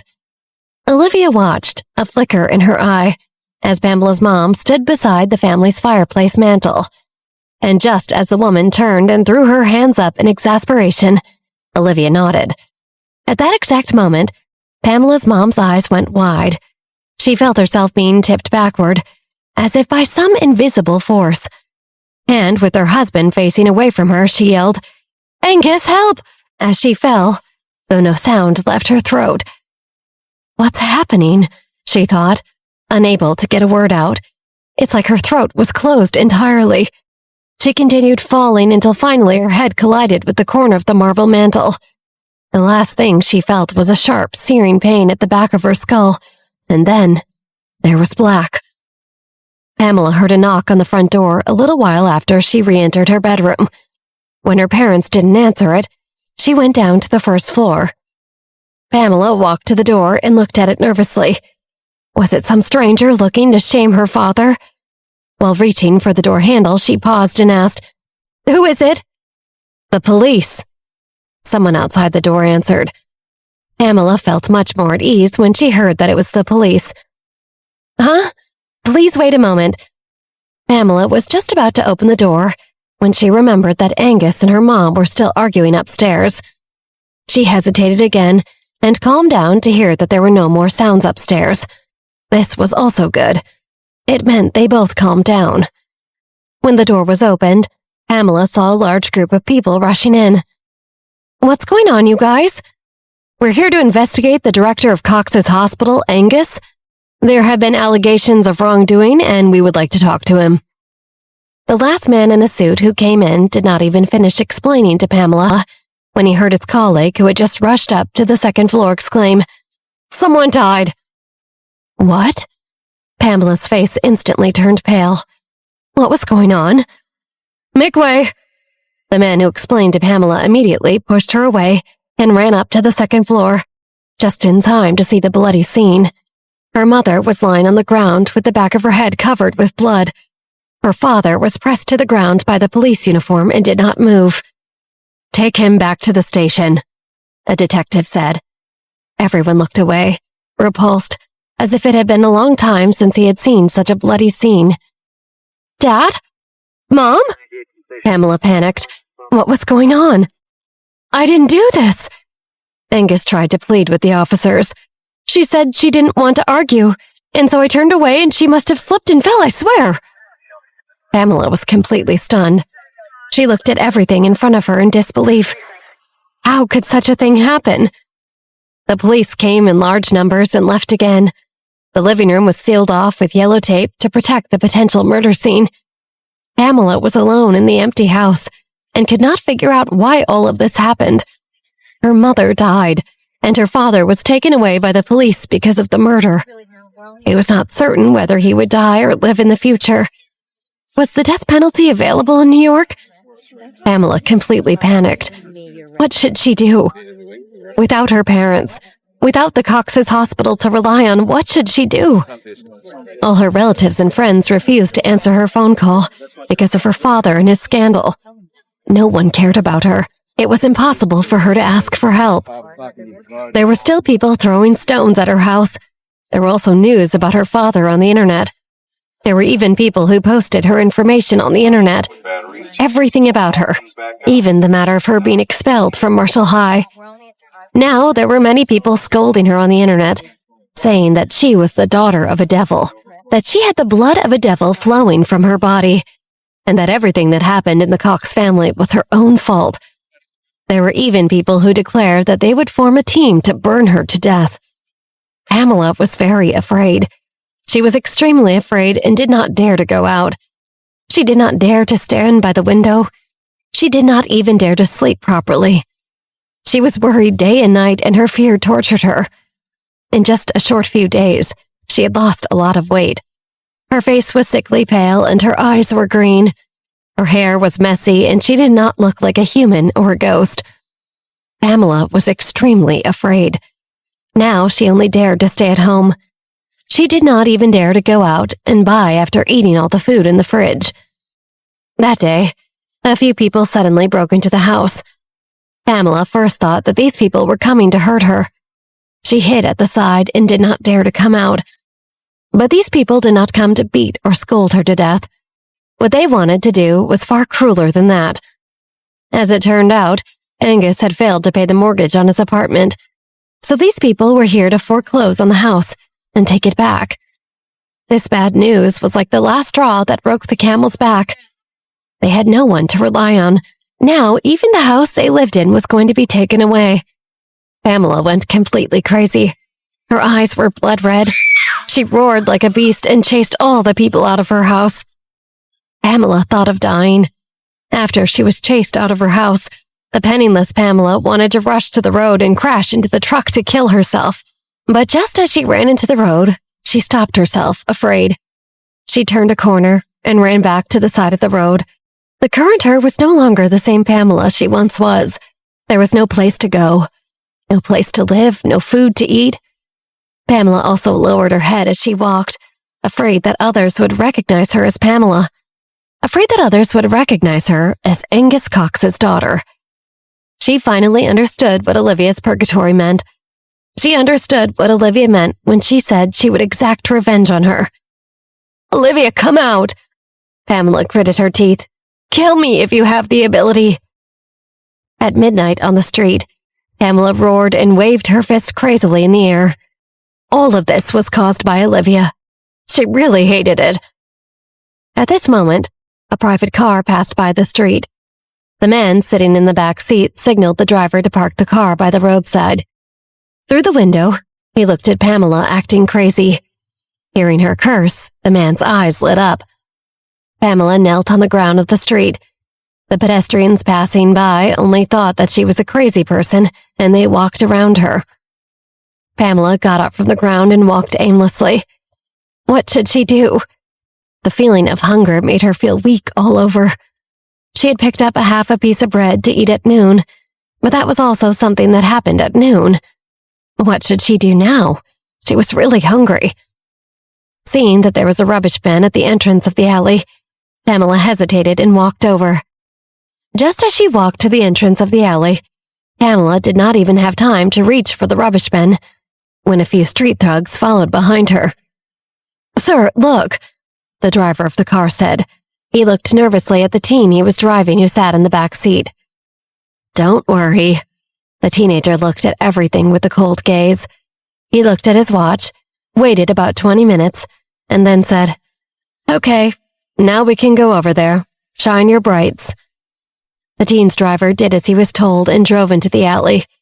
There, he saw the thugs surrounding Pamela, harassing her and taking her purse while she watched, paralyzed with fear, uncertain what they might do next. The driver flashed his brights on and laid on his horn, causing the thugs to panic and run away. Then the teen opened the car door and walked out. At this moment, it was raining heavily in the cloudy sky. The rain was not heavy, but it was very dense. The driver immediately raised his umbrella and followed. Walking into this alley, the teen saw Pamela shaking.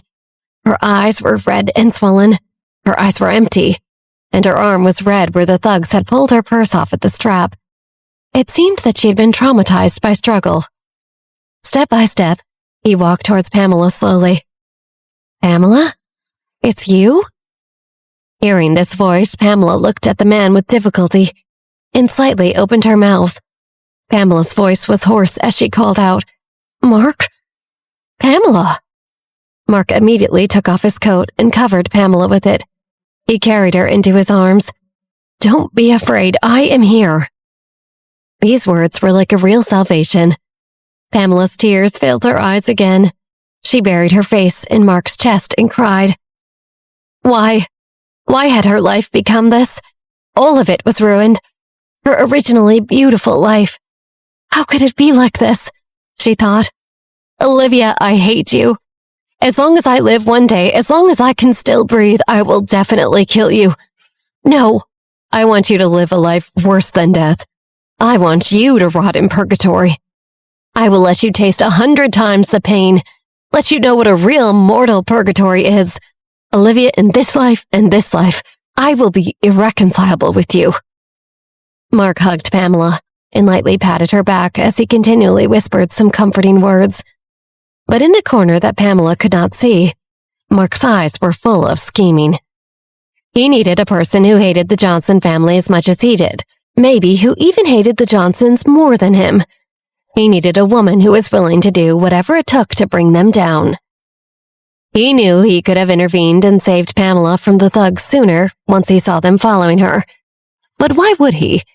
He felt that appearing at this time instead of earlier was far better. It would make her feel more indebted to him. The more scared and in fear for her life she felt, the more she would look to Mark as her savior and do whatever he asked to thank him as a result. So outwardly, while Mark was filled with endless comforting words, the corner of his mouth revealed a strange, scheming smile. All of this is working out just right, he thought. It seemed like fate, in fact. He brought Pamela back to the hotel he was staying at, and then Mark let Pamela take a hot bath first, while he carefully prepared pajamas and dinner for her. After taking a shower and changing into clean pajamas, Pamela looked at the dinner that Mark prepared for her. Her heart was filled with emotion. When she needed help the most, her blood relatives all stayed away from her, wanting to never know her. But only Mark, only he took her in. "Pamela, how do you feel?" Mark carried the medical kit and came in from outside the door.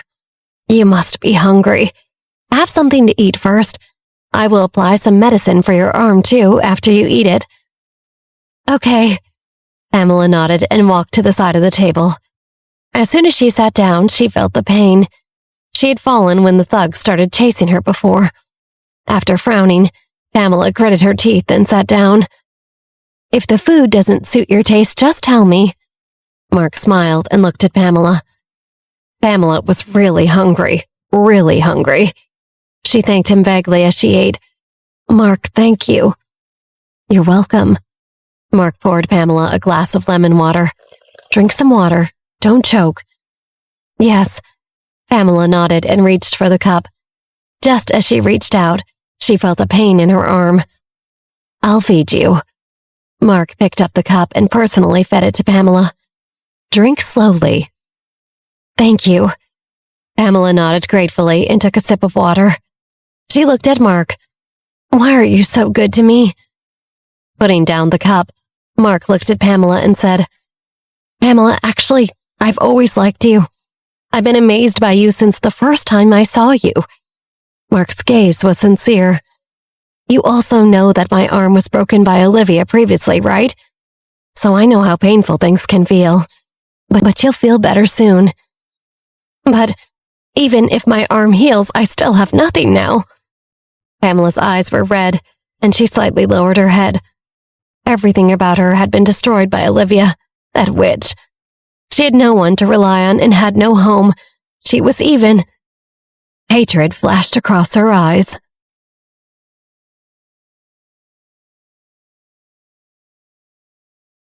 Seeing the fleet look of anger in Pamela's eyes, Mark reached out and rubbed her shoulder. "Pamela, don't worry. I will take care of you." Pamela looked at Mark in a daze. You don't mind?" "Mind what?" Mark asked. "About your dad?" "I know he is an upstanding man. Someone must have framed him," Mark said with a righteous indignation. "People's hearts are too dark nowadays. How can we do that?" How could Pamela not know what her father was like? When she heard this, she did not say anything, but lowered her head slightly and avoided Mark's gaze. "It is a pity that I am also living under someone else's roof right now. A person's words are light." Mark sighed heavily. Then he raised his head and looked at Pamela. "Don't worry about it. Once I regain the prestige of my family, the first thing I will do is to help you take back the Cox's hospital and your home." "Thank you." Pamela nodded her head vigorously and looked at Mark with joy. "Mark, please let me stay by your side. I will do my best to help you." She could no longer stay in New York City. If it was not for Mark, she would not even be able to live. How could she talk about revenge? There was only hope for revenge if she was alive. "How can I bear to let you come into contact with those things?" Mark sighed. "Pamela, I am already very happy that you have such a heart. I just want to take good care of you. I will take revenge on the Johnson family myself." "The Johnson family?" Pamela was stunned. The Johnson family of the Johnson's Food in New York? That's right, Mark nodded. In the past, the Johnson family wanted to expand their own business and annex my family's business, forcing my father to take a bad deal and lose everything. Then he left us. And I had no choice but to follow my mother back to my uncle's home in Chicago. Please let me help you. Pamela gritted her teeth. I hate Olivia and I'll do anything to help you destroy her. All right. A cunning look flashed across Mark's eyes. Since you were so determined. The Cox's hospital soon went bankrupt, and the Cox residence would be auctioned next month. Angus was arrested and his wife died in his hands, and now his only daughter Pamela was missing. This karma had been so swift and so exacting, Steve was completely dumbfounded. As he read the newspaper, he shook his head and sighed. Had Olivia been behind any of it? If so, he would definitely not become Olivia's enemy, much less provoke her. She was much too fierce. He closed the newspaper and put it aside. Steve was just about to enjoy his breakfast when his brother Robbie came down from the second floor. Brother, you said you would come and play with me today. I remember, Robbie responded and said, You woke up very early today. Robbie had been clamoring to go to the water park during the summer vacation. He really did not think that it would be so hot and crowded. There was no fun going into the water in places that were like wontons. There was obviously a swimming pool in the yard of their house.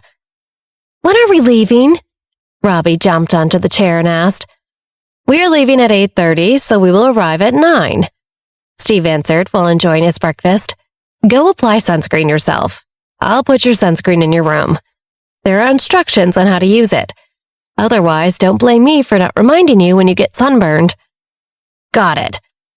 After saying that, Robbie ran excitedly back to his room. This is quite delicious. Steve ate his freshly fried eggs and muttered, If I was Wendy, I could eat 10 in one go. After saying that, Steve paused. Why did he suddenly think of Wendy?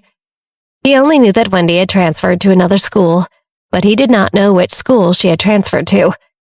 Olivia said that Wendy was thinking of going to Beijing too, but Jingdu was so far away. Would there really be a chance to see her? Steve narrowed his eyes and slightly leaned back to look out the window. The weather today was really great. The sky was blue, and the white clouds lightly decorated the entire sky. The sun seemed to be a little hot at noon, and he did not know how the weather wherever Wendy was. Thinking of this, Steve took out his phone and opened the weather forecast software. It's okay, it's not very hot. Turning off the software, Steve laughed involuntarily. He had never paid special attention to the weather, but now, because of a single person, he paid attention to the weather in that city. Could this be considered a transformation for him? After throwing all his thoughts to the back of his mind, Steve quickly finished his breakfast. After sending Olivia a message, he walked to Robbie's room. He didn't know if his little brother could apply sunscreen on himself, but he had to go and take a look. Meanwhile, at her mansion, Olivia looked at her phone on the table and put down the book in her hand. The corner of her mouth rose. Steve was really interesting. Olivia did not imagine that the Cox family would end up like this. Her original plan was to make the Cox family go bankrupt. It would make Pamela completely lose a reliable backer. She didn't pity Pamela either. Wasn't it the same in her previous life, when the roles were reversed? Now, however, Pamela's whereabouts were unknown. Olivia thought about rummaging through her small book and started to write down the names of the people associated with Pamela. She wrote down one by one and wrote down the names of the people. After she finished writing the last name, Olivia drew a circle on the name Mark. Mark hated the Johnson family so much that he could not ignore Pamela, who also hated them. Together, they had a common enemy. In Olivia's previous life, Olivia realized Mark must have planned her entire takedown step by step. He was a very patient person. Olivia used her pen to point at Mark's name. If I were you, I would take Pamela away and train her well, she thought. Pamela was not stupid. As long as she was trained well, she would definitely be a good helper in achieving Mark's goals. And didn't these two scumbags, male and female, also enter into marriage in Liv's previous life? This was good. Very good. I'll wait for your revenge. The corner of Olivia's mouth curled into a sinister smile. And then I'll strike before you even know what's coming.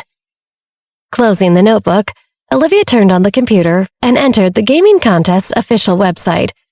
The result of the contests were going to be out in a few days. Looking at the data and ranking, Olivia smiled and nodded. She moved the mouse to the comment section page. It seemed that everyone was very satisfied with the ending levels in her game. Many people were looking forward to the second game. There would be an unavoidable war between the highly intelligent robots and the returning humans in the plot of the second game. No one knew what would happen next, though. Even Olivia did not expect it when she read it. But the person who was responsible for the plot was Wendy, and now she was gone. Liv did not know how she was doing.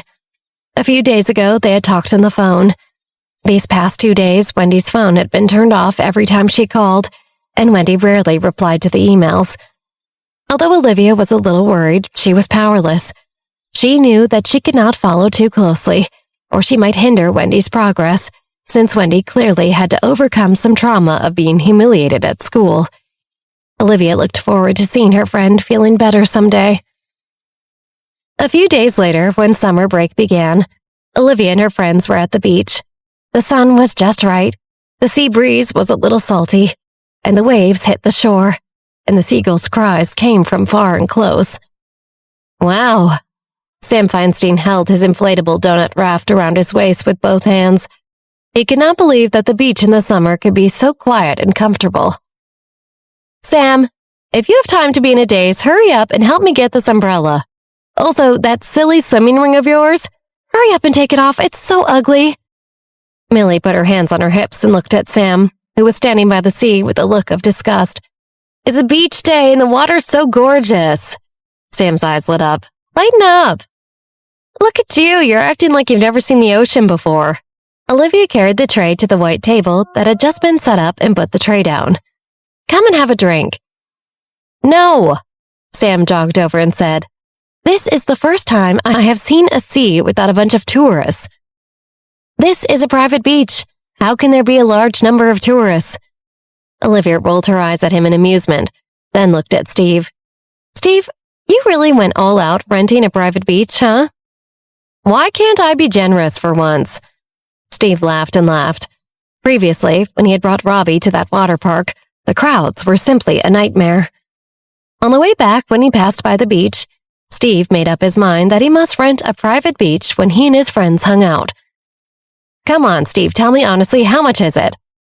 Sam put his arm on Steve's shoulder and asked, Is it so easy to rent this place? It should be at least 5 digits, right? More or less, Steve nodded honestly, which is cheap if you think about it.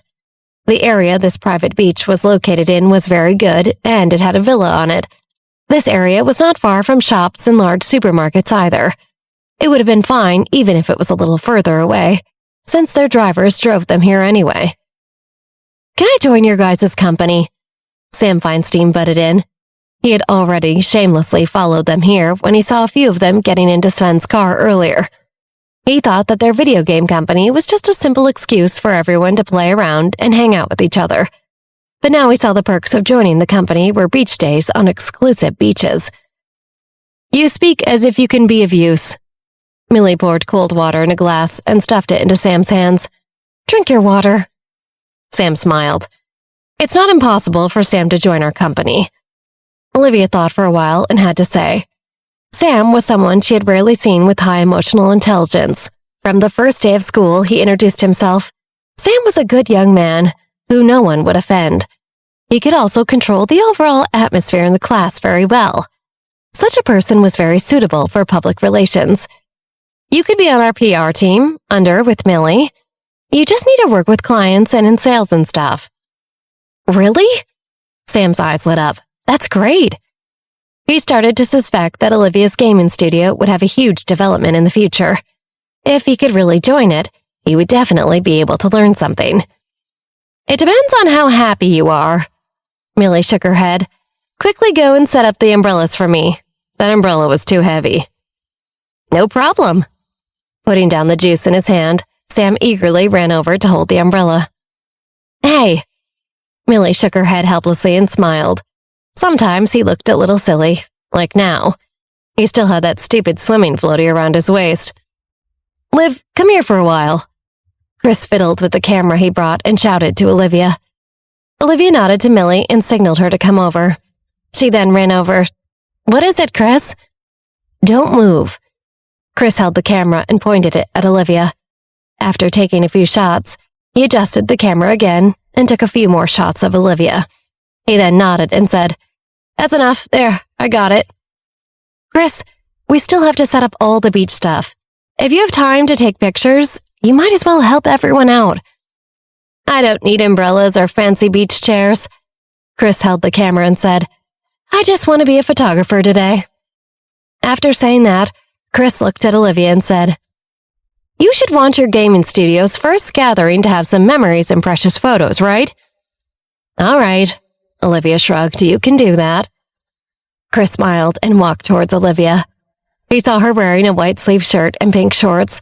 She was barefoot and wearing a pair of beach slippers. Chris asked in a low voice, Are you not wearing a swimsuit today? A swimsuit? I'm wearing it. Olivia nodded. I'm wearing it underneath. Oh? Chris looked at Olivia with a profound gaze. Is that so? Yes, of course. Olivia nodded her head. Where are Sven and Zach? They went to buy some things. They'll be back soon. Chris reached out and wrapped his arm around Olivia's waist. What style? What kind of style? Oh, you mean my bathing suit? Olivia rolled her eyes at him. Jeez, you're so crazy. Olivia playfully rolled her eyes and then turned around. Come back. He pulled Olivia back. He reached his hand out to grab her waist. Hey! Olivia blushed. Her hair stood on end when he touched her. She couldn't help it. She liked him so much. Do you want to be my model? Chris let go of her hand and raised the camera with a smile. For my photographs. Nah. Olivia rolled her eyes at him. I've got a lot to do. After saying that, she smiled, turned around, and left. After recording Olivia's retreating figure in his camera, Chris's smile became even wider. At this time, not far away from them, a drone was closely monitoring their every move. In front of the drone's monitoring computer, a tubby girl was sitting cross-legged in front of the computer, eating potato chips and drinking a Coke. Ah, what do we have here? After drinking a big mouthful of Coke, the girl locked her eyes on the figure on the computer screen. Hello, Olivia. The girl used her plump finger to tap Olivia's cheek on the screen. We will meet very soon. You must not disappoint me.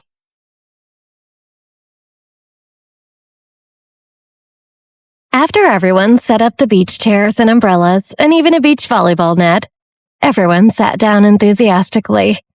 Millie retrieved a beach volleyball and said, Who wants to play this? Almost everyone raised their hands, and the participants divided themselves into two groups. While everyone enjoyed the game, Olivia reclined under the beach parasol, comfortably sunbathing. Hey, why don't you join them?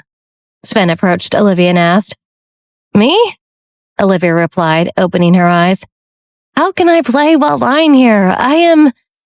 Olivia's beautiful eyes sparkled as she smiled. I am practicing photosynthesis. Huh. Sven chuckled. Are you a plant now? Can you really photosynthesize? For the moment, I'm a plant, Olivia replied, curling her lips and closing her eyes once more. Oh, what a shame Jeremy has returned to San Francisco for the summer. It would have been nice to hang with him today, too. There's something happening in San Francisco. It can't be helped. Sven crouched down and whispered mysteriously in Olivia's ear. Anders Garibaldi is about to make a move. Oh? Olivia opened her eyes, a cunning glint in them. What kind of move? Obviously, he's trying to secure the support of the 7 families. Sven blinked. I can't tell you much more than that because Chris didn't authorize me, but it's somewhat related to you. Otherwise, Jeremy wouldn't have rushed back so quickly. That kid really cares about you. Yeah, Jeremy is a good guy. Olivia smiled.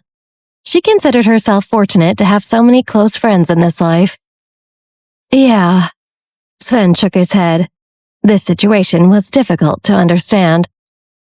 Well, if you're not going to tell me more, Sven, can you give me some space? Olivia shifted her body to the side. You're blocking my sunlight and interrupting my photosynthesis. Their proximity could also be misinterpreted by others. Okay. Sven was about to stand up when he felt a sharp pain in his back. He turned around to see Chris holding a bucket not far away, a camera hanging around his neck, and a sinister grin on his face. Chris, what are you doing? Sven, let's play a game. Chris advanced towards Sven quickly. What game? Sven looked at Chris with trepidation. Throw the sea urchin. I'll throw it to you, and you try to catch it. Chris said with a smile. Throw the sea urchin? Sven lowered his head and saw the sea urchin scattered on the ground after Chris's previous throws. His expression changed instantly. Chris, you can't be serious. This is insane. What kind of joke was this? Being thrown with these prickly sea urchins would be extremely painful. It's okay, Chris replied as he approached. I've got more sea urchins in this bucket. With that, he pulled out another sea urchin and threw it at Sven. Damn it! Sven yelled and sprinted away, with Chris chasing him while hurling sea urchins. Olivia narrowed her eyes and returned to peacefully sunbathing on her reclining chair, sighing with relief.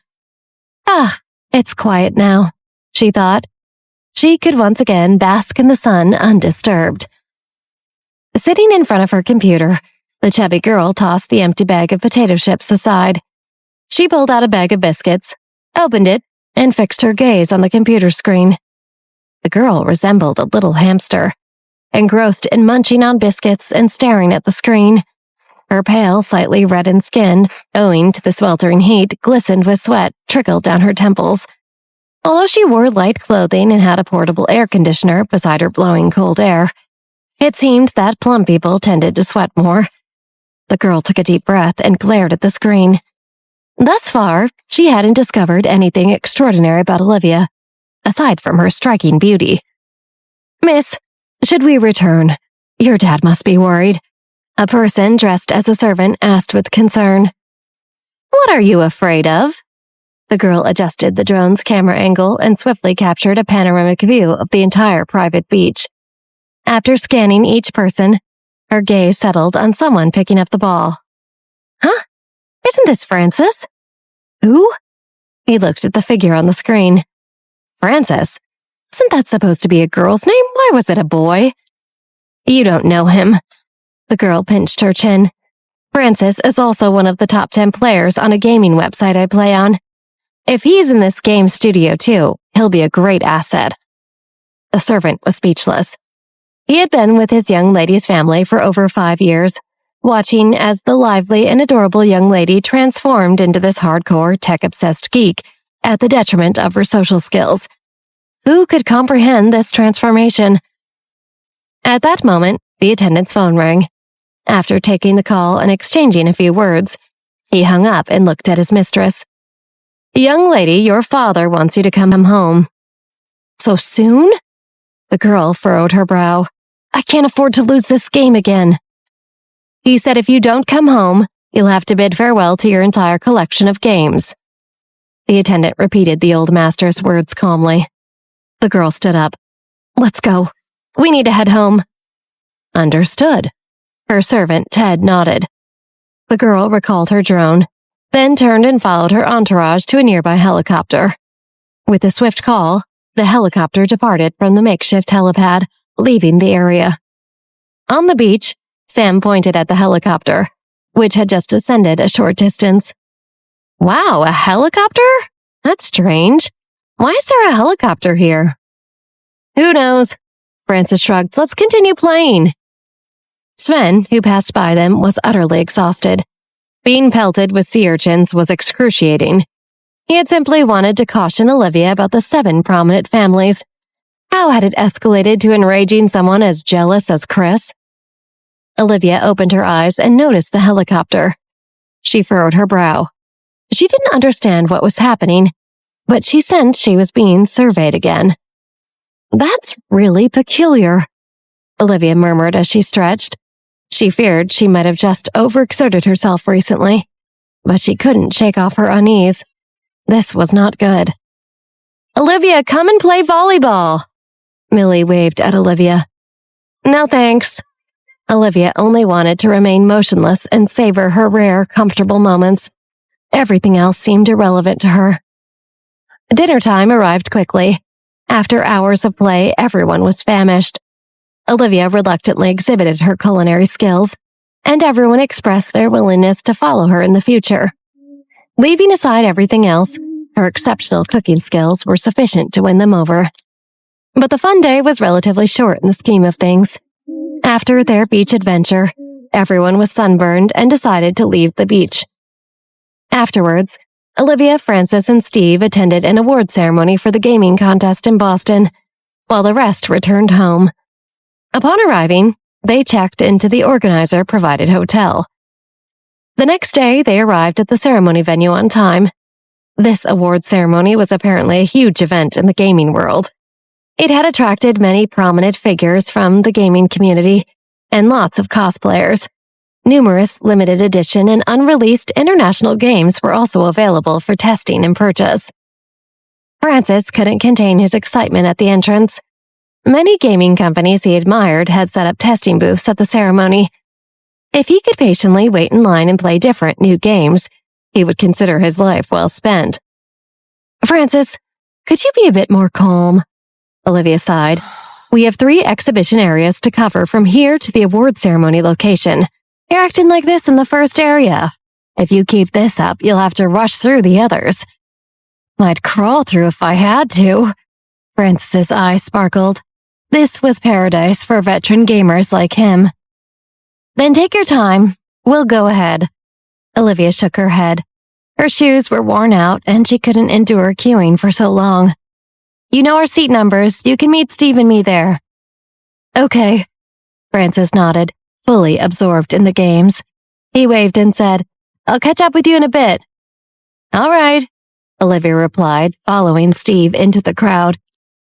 "There are so many people here," Steve remarked, looking at the sea of people with a hint of panic.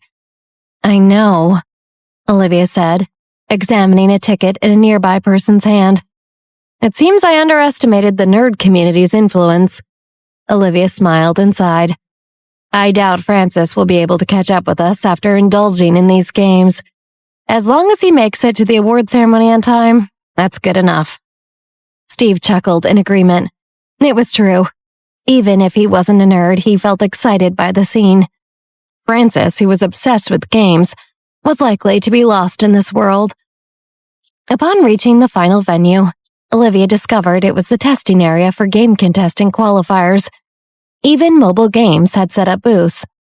On the left, a 30-inch screen synced with a mobile phone display, while a massive 55-inch screen on the right showcased game promotions and ads. There was quite a crowd at the booth. Olivia smiled and said to Steve, "Let's take a look." "Okay," Steve agreed, curious about their products. However, as soon as they approached, both of them were stunned.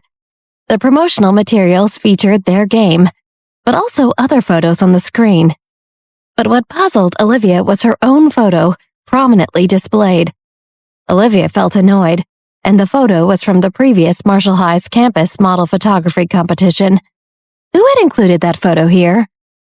"This," Steve teased, "it's quite high definition." Ignoring Steve, Olivia called Francis's number with a troubled expression. No one answered, and she figured he must be immersed in gaming. Olivia dialed Zach's number. He answered promptly. "Hello?" "Zach, explain the promotional video to me," Olivia said, her temple throbbing. "A promotional video? Francis and I worked on it," Zach replied. "The organizers said it would be screened today. We even re-edited it to ensure it would be shown in ultra-high definition on the 55-inch screen. Impressive, right? High definition?" High definition, extremely high definition. But that wasn't the issue that bothered her. "Why is my photo on it, Zach?" Olivia asked in a low voice. "Well, you said we should use everything at our disposal." Zach paused for a moment and explained. We thought your appearance was an asset we could utilize to promote our company. Olivia was utterly speechless. This was definitely not what she had in mind when she had mentioned using everything at her disposal. What's wrong? Don't like it? Zach was a bit puzzled. We even reached out to the photographer, Danny Wilson, for the original digital image. Please delete it immediately. Olivia secretly scolded herself for forgetting about this. She should have dealt with Danny Wilson after the campus model competition. How could she have overlooked it? Zach was taken aback. Had he done something wrong? After a few more words, Olivia hung up the phone and turned to Steve. Let's go. She felt so embarrassed. Sure. Steve grinned mischievously. Just as he took a step forward, he received a message from Zach. Is Liv angry? Did we mess up? Steve rolled his eyes and replied, She's just a little shy. Just be more considerate in the future. After sending the message, Steve quickly caught up with Olivia. As soon as they left, a plump girl behind them halted in front of the screen. When she saw Olivia's photo flash across the display, the girl furrowed her brow and read the text that accompanied Liv's photo. The founder of a small video game company, Olivia Johnson, created her company with her high school friends. The chubby girl licked her lips and grabbed her phone to access the game interface. Examining the final game screen, she squinted and dialed a number. Hello, Dad. I want to transfer to Marshall High in New York City for my sophomore year.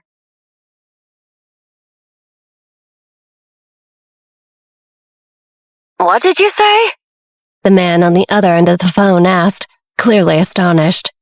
Transfer? Yes. The girl fixated her gaze on Olivia's picture on the screen in front of her and stated firmly, I want to transfer to Marshall High. What a joke. The man on the other side of the phone was evidently angry. What exactly are you trying to achieve? As the man spoke, the chubby girl realized she was talking to her brother and not her father, who she had expected to answer the phone. I want to transfer schools. The girl persisted nonetheless. That's all, I just want to transfer schools. I don't think that's a good idea. The man paused briefly and declared, and Dad won't let you either. Well, I happen to know all your secrets, the girl smirked, and that porno magazine you stashed in the shoe cabinet has also been discovered. Before she could finish, she was interrupted by a roar. Ah! The man on the other side of the phone exclaimed, Lena, you rascal, you snuck into my room again. Well, if you don't want to see the news of all the things I found in your room on our family's company's official website tomorrow, you might want to get out of my way. Lena blocked out the raging noise on the other end of the line. Also, I'll leave convincing Dad to let me transfer to you. She hung up after saying that. At that moment, someone approached from behind and bumped into her, causing Lena to stagger forward. She raised her head and glared at the individual in annoyance. Wow. The person frowned and looked disdainfully at Lena. Don't block the road with your bulky little frame, kid. Don't you realize you take up a lot of space? Lena clenched her fists but remained silent. Once the man moved on, she followed him to a game stall. He took out his phone, opened a game, and logged in with this gamer avatar name, Wild Wolf. Lena made a note of it, then turned around and accessed the same video game on her phone. After signing in, she issued a hunting order to fellow game players. The official Wanderer's World game promptly displayed the text, Player number 1, Fat Rabbit, has offered a bounty of 500,000 game gold coins to anyone who hunts down player number 6072, Wild Wolf, and strips him of his title. Damn it! The man held his phone dumbfounded. He had spent nearly $4,000 to maintain this ranking. Why had the top-ranked player in the game suddenly come after him? The man's face turned pale, and he sensed impending trouble. Lena smiled, pocketing her phone, and proceeded toward her final destination, the Game Contest Award Ceremony. Her VIP seat awaited her, as she was an invited high-end gamer. Lena donned a rabbit mask upon entering the venue and took her place in the front row. She refrained from initiating conversations, and it was others who approached her first. She responded with nods rather than lengthy exchanges. Her short hair remained neatly groomed, and she wore oversized male clothing that concealed her body shape. To the common observer, the legendary gamer known as Fat Rabbit appeared as a socially awkward tween. Soon, the award ceremony commenced. Following the host's introductory speech, Francis finally arrived. He leaned over, maneuvering through a row of seats, and tapped the seat. He settled to Olivia's right, whispering, "Hey, you called for me?" "Yes," Olivia nodded. "What is it?" Francis asked. "It's nothing now." Olivia glanced at him before turning her attention to the stage. Her anger remained palpable, and she couldn't be bothered with him. The game contestants' award ceremony proceeded smoothly. The seasoned host and the lively atmosphere contributed to the event's success. Even the specialized jargon seemed well-researched and sensible. Finally, the moment arrived for the awards. Olivia took a deep breath and fixed her gaze on the stage. Despite her confidence in their game, a hint of nervousness still lingered. The final results brought a sigh of relief to Olivia. 4 nominations resulted in 2 awards.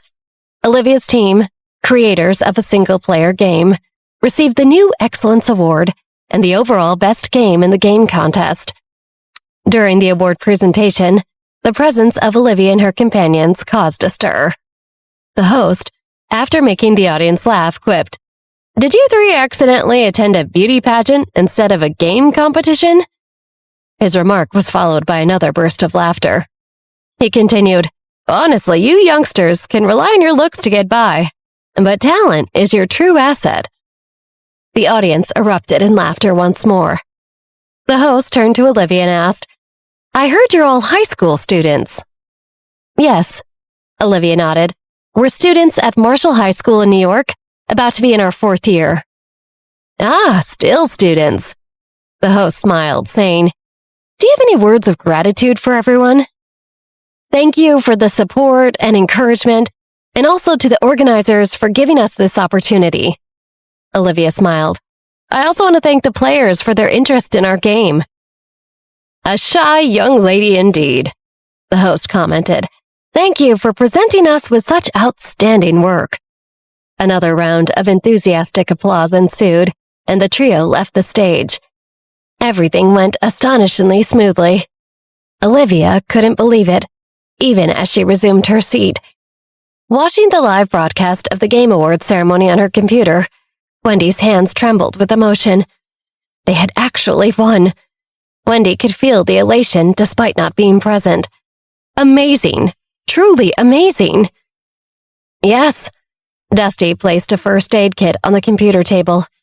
"Extend your hand, I'll bandage your wounds." "Okay." Wendy extended her hand, covered in minor cuts, to Dusty. She had gotten the wounds while trying to cook while her grandpa looked on. "I'm sorry to trouble you, Dusty." "It's no trouble," Dusty responded as he applied the medicine. "Didn't Chef Rory say you didn't need to learn cooking anymore?" "Yeah, but Grandpa looks so disappointed when I don't." Wendy bit her lip, her head drooping with guilt. "If it were Liv, Grandpa—" "Wendy," Dusty interjected firmly. "Olivia is Olivia, and you are you. You are 2 distinct individuals. The person here is you, not Olivia. You should live according to your own wishes, without dwelling on what might happen to Olivia. You are unique." Olivia's life couldn't be replicated, and trying to mimic her actions could lead to mistakes. Dusty understood that Wendy relied heavily on Olivia, but Wendy was Wendy, and Olivia was Olivia. "I want to help Liv with the game," Wendy said earnestly. "I really, truly want to help her." "There will always be a way that suits you and allows you to assist her," Dusty reassured her. "Really?" Wendy looked at Dusty hopefully. "It definitely won't be through cooking," Dusty chuckled. "You should give up on that." Wendy looked down and smiled. Even she had to admit Dusty was probably right. "All right," she smiled. When Olivia arrived back in New York City from Boston, she immediately heard Monica's cries as she entered the house. Olivia frowned, unsure of what was going on with Monica or who she was performing for. Monica, don't cry, it's not your fault. Rachel extended her hand and pulled Monica into her arms. Then she turned to Michael, asking, Honey, what should we do? Rachel hadn't anticipated this situation. When the Master Chef recruitment competition opened, Monica had focused all her attention on cooking practice and recipe learning, causing her to unintentionally neglect her schoolwork. As a result, her final exam scores were 30 points lower than expected, and she didn't pass some of her classes. Originally, Rachel had assumed that Monica would be taken to Europe by Chef Mario Vincenzo for further study. Even with slightly lower scores, they could have spent some money to find a better private school there. However, Chef Mario had surprisingly chosen not to take Monica to Europe after all, which was a stark departure from what both mother and daughter had anticipated. Now, they were struggling to secure a place at Marshall High next year. The school, it turned out, had a policy of cutting students who did not perform well academically, or forcing them to repeat a grade. Intrigued, Olivia carried her suitcase and walked towards the sofa. She had overheard Rachel's inner complaints earlier. This situation was partly of Rachel's own making, as she had placed all her hopes on a single card, Monica. She had expected Chef Mario to choose Monica, but he hadn't. In truth, it wasn't entirely the chef's fault. If it weren't for Bruno's pleas, even Edward would have been expelled from Mario's group of mentees. Chef Mario hadn't punished Monica because of Grandpa Jack. I don't want to repeat a grade, Monica yelled. She would rather die than repeat a grade. She was now a famous figure in New York City, known as Chef Mario's chosen disciple among thousands. If people found out she had failed to pass a grade in high school and had to repeat it, it would be too embarrassing. She couldn't bear it. What else can you do? Olivia sneered, thinking back to when she had missed getting into Marshall High School due to a mistake. At that time, neither Monica nor Rachel had shown any sympathy. They had used unkind words to ridicule her. Now the tables had turned, and Monica didn't even make it into high school. What could she say now? Monica made a mistake. Rachel furrowed her brow. This kind of mistake is truly serious. Olivia let her words trail off coyly. Such a sudden drop in performance is quite rare. Rachel's expression changed as she looked at Olivia's somewhat resentful words. Olivia, your sister was focused on preparing for Chef Mario's apprentice recruitment competition and overlooked her schoolwork. It's not her fault. Besides, didn't you make a mistake last year too? Don't you remember worrying about whether you'd get into a good school and having to pay to be let into Marshall? True. Olivia raised her hands. Although my grades were good enough to get in with the payment, Monica's grades are so bad that even if we had to pay a penalty, Marshall High still possibly wouldn't accept it. Olivia's words silenced Rachel and Monica. It was true that Monica's results were significantly worse than Olivia's, but it wasn't entirely her fault. If you don't want to repeat, Michael frowned, you should pay the tuition fee for an ordinary public high school first, then transfer to Marshall once you've proved yourself. That seems to be the only option, Rachel sighed. Why was her daughter's fate so pitiable? How long will that take? Monica was somewhat reluctant. With dedicated effort, she believed she could get into Marshall. And how could her results be worse than Olivia's? She was incredulous. At the earliest, October 1st. Michael thought for a moment. This is assuming everything goes smoothly. That's so late, Rachel frowned.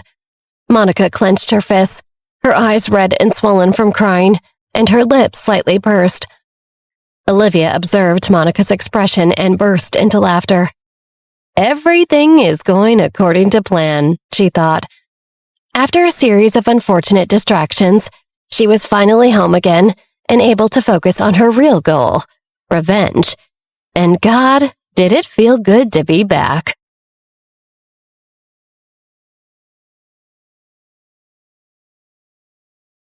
Olivia, what's so funny? Monica asked as her anger flared. Was Olivia delighted that she'd failed her exams? Nothing. Olivia tilted her head innocently. Then why are you laughing? Monica scrutinized Olivia from head to toe. Olivia had been absent from home for nearly a week, reportedly at the seaside for a vacation with her friends. In her heart, Monica had been cursing that Olivia might have encountered a riptide and drowned. At the very least, she should have been sunburned to a crisp before returning, right? Little did she know that Olivia had indeed enjoyed herself. Her tan skin, combined with her facial features, had unexpectedly added a touch of allure to her appearance. I'm laughing because you've finally stopped trying to emulate me. Olivia scrutinized Monica from head to toe.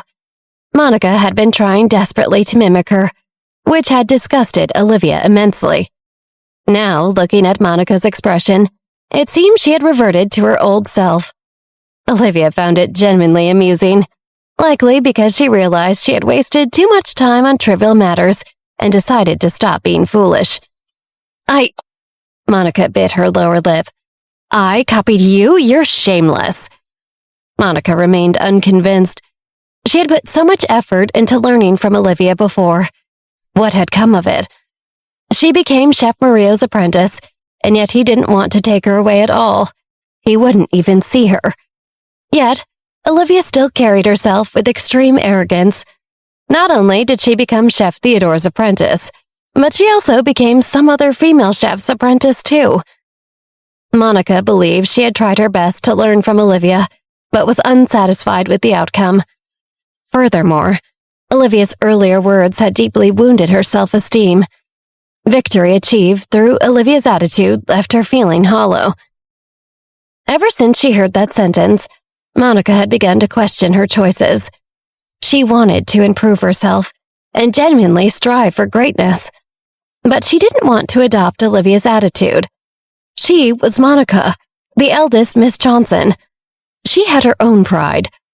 Though she had gained some minor benefits before, those were trifles that didn't truly matter. True victory had to come from her, Monica herself.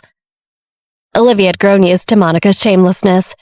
After she stifled another laugh, she decided to retreat to her room, because it was no longer enjoyable for her to stay downstairs in Monica and Rachel's presence. Olivia, that's quite a big suitcase. Did you bring us some presents? Rachel eyed Olivia's suitcase and asked teasingly. Nope. Olivia shook her head. Even if she had brought something, she wouldn't give it to Rachel and Monica. She had brought a souvenir for her mom, Victoria, though.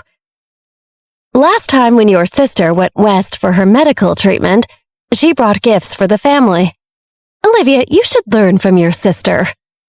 Rachel deliberately made these remarks in front of Michael.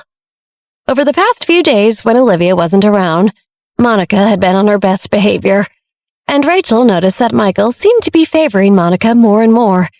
She didn't want Olivia to steal the limelight from Monica as soon as she returned. What gift? Olivia looked at Rachel. I never received any gift. Sister, I gave you a gift. It was you who didn't want it. Monica hastily chimed in. She had tried returning it to Olivia 2 or 3 times, but Olivia had declined every time. All right, whatever, Olivia remarked. So I declined your gift.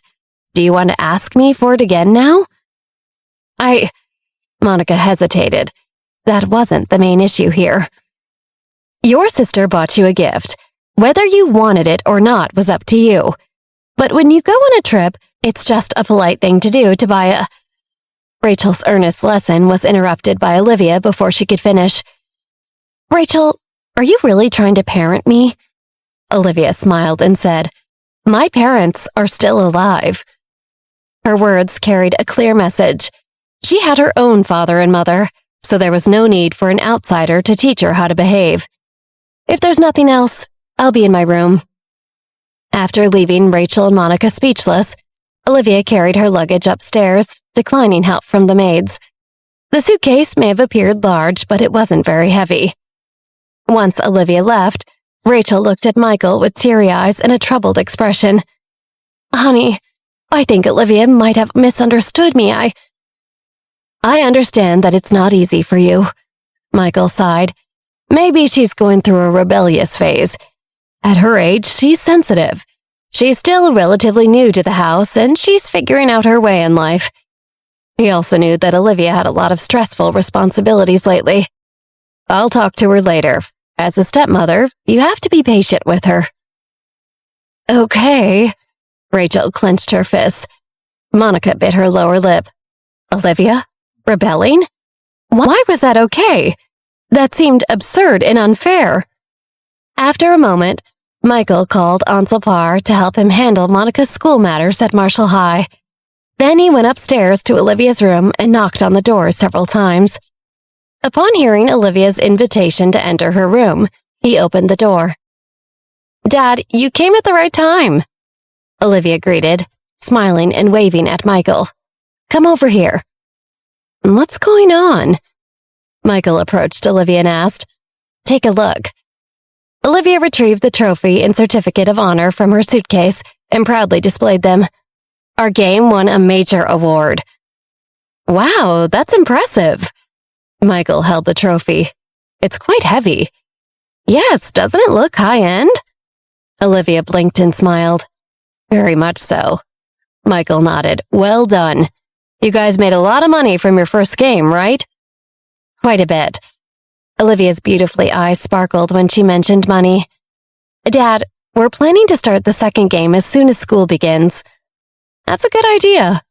Michael agreed after a moment of thought. You should strike while the iron's hot. Yes. Olivia nodded. Currently, our game company is known for our first game. Next time, I want to create a large-scale game that will make our company well-known everywhere. Sounds like a great plan, Michael said, impressed by his daughter. What do you think? Should it be a sequel or something entirely new? A completely new game, Olivia declared. The game we developed before was a single-player game. For the next project, I want to create a multiplayer online game. Well, I don't really understand games. Is there a significant difference between the two? Michael furrowed his brow. Absolutely, Olivia nodded. Single-player mobile games require lower initial investments but can yield substantial returns.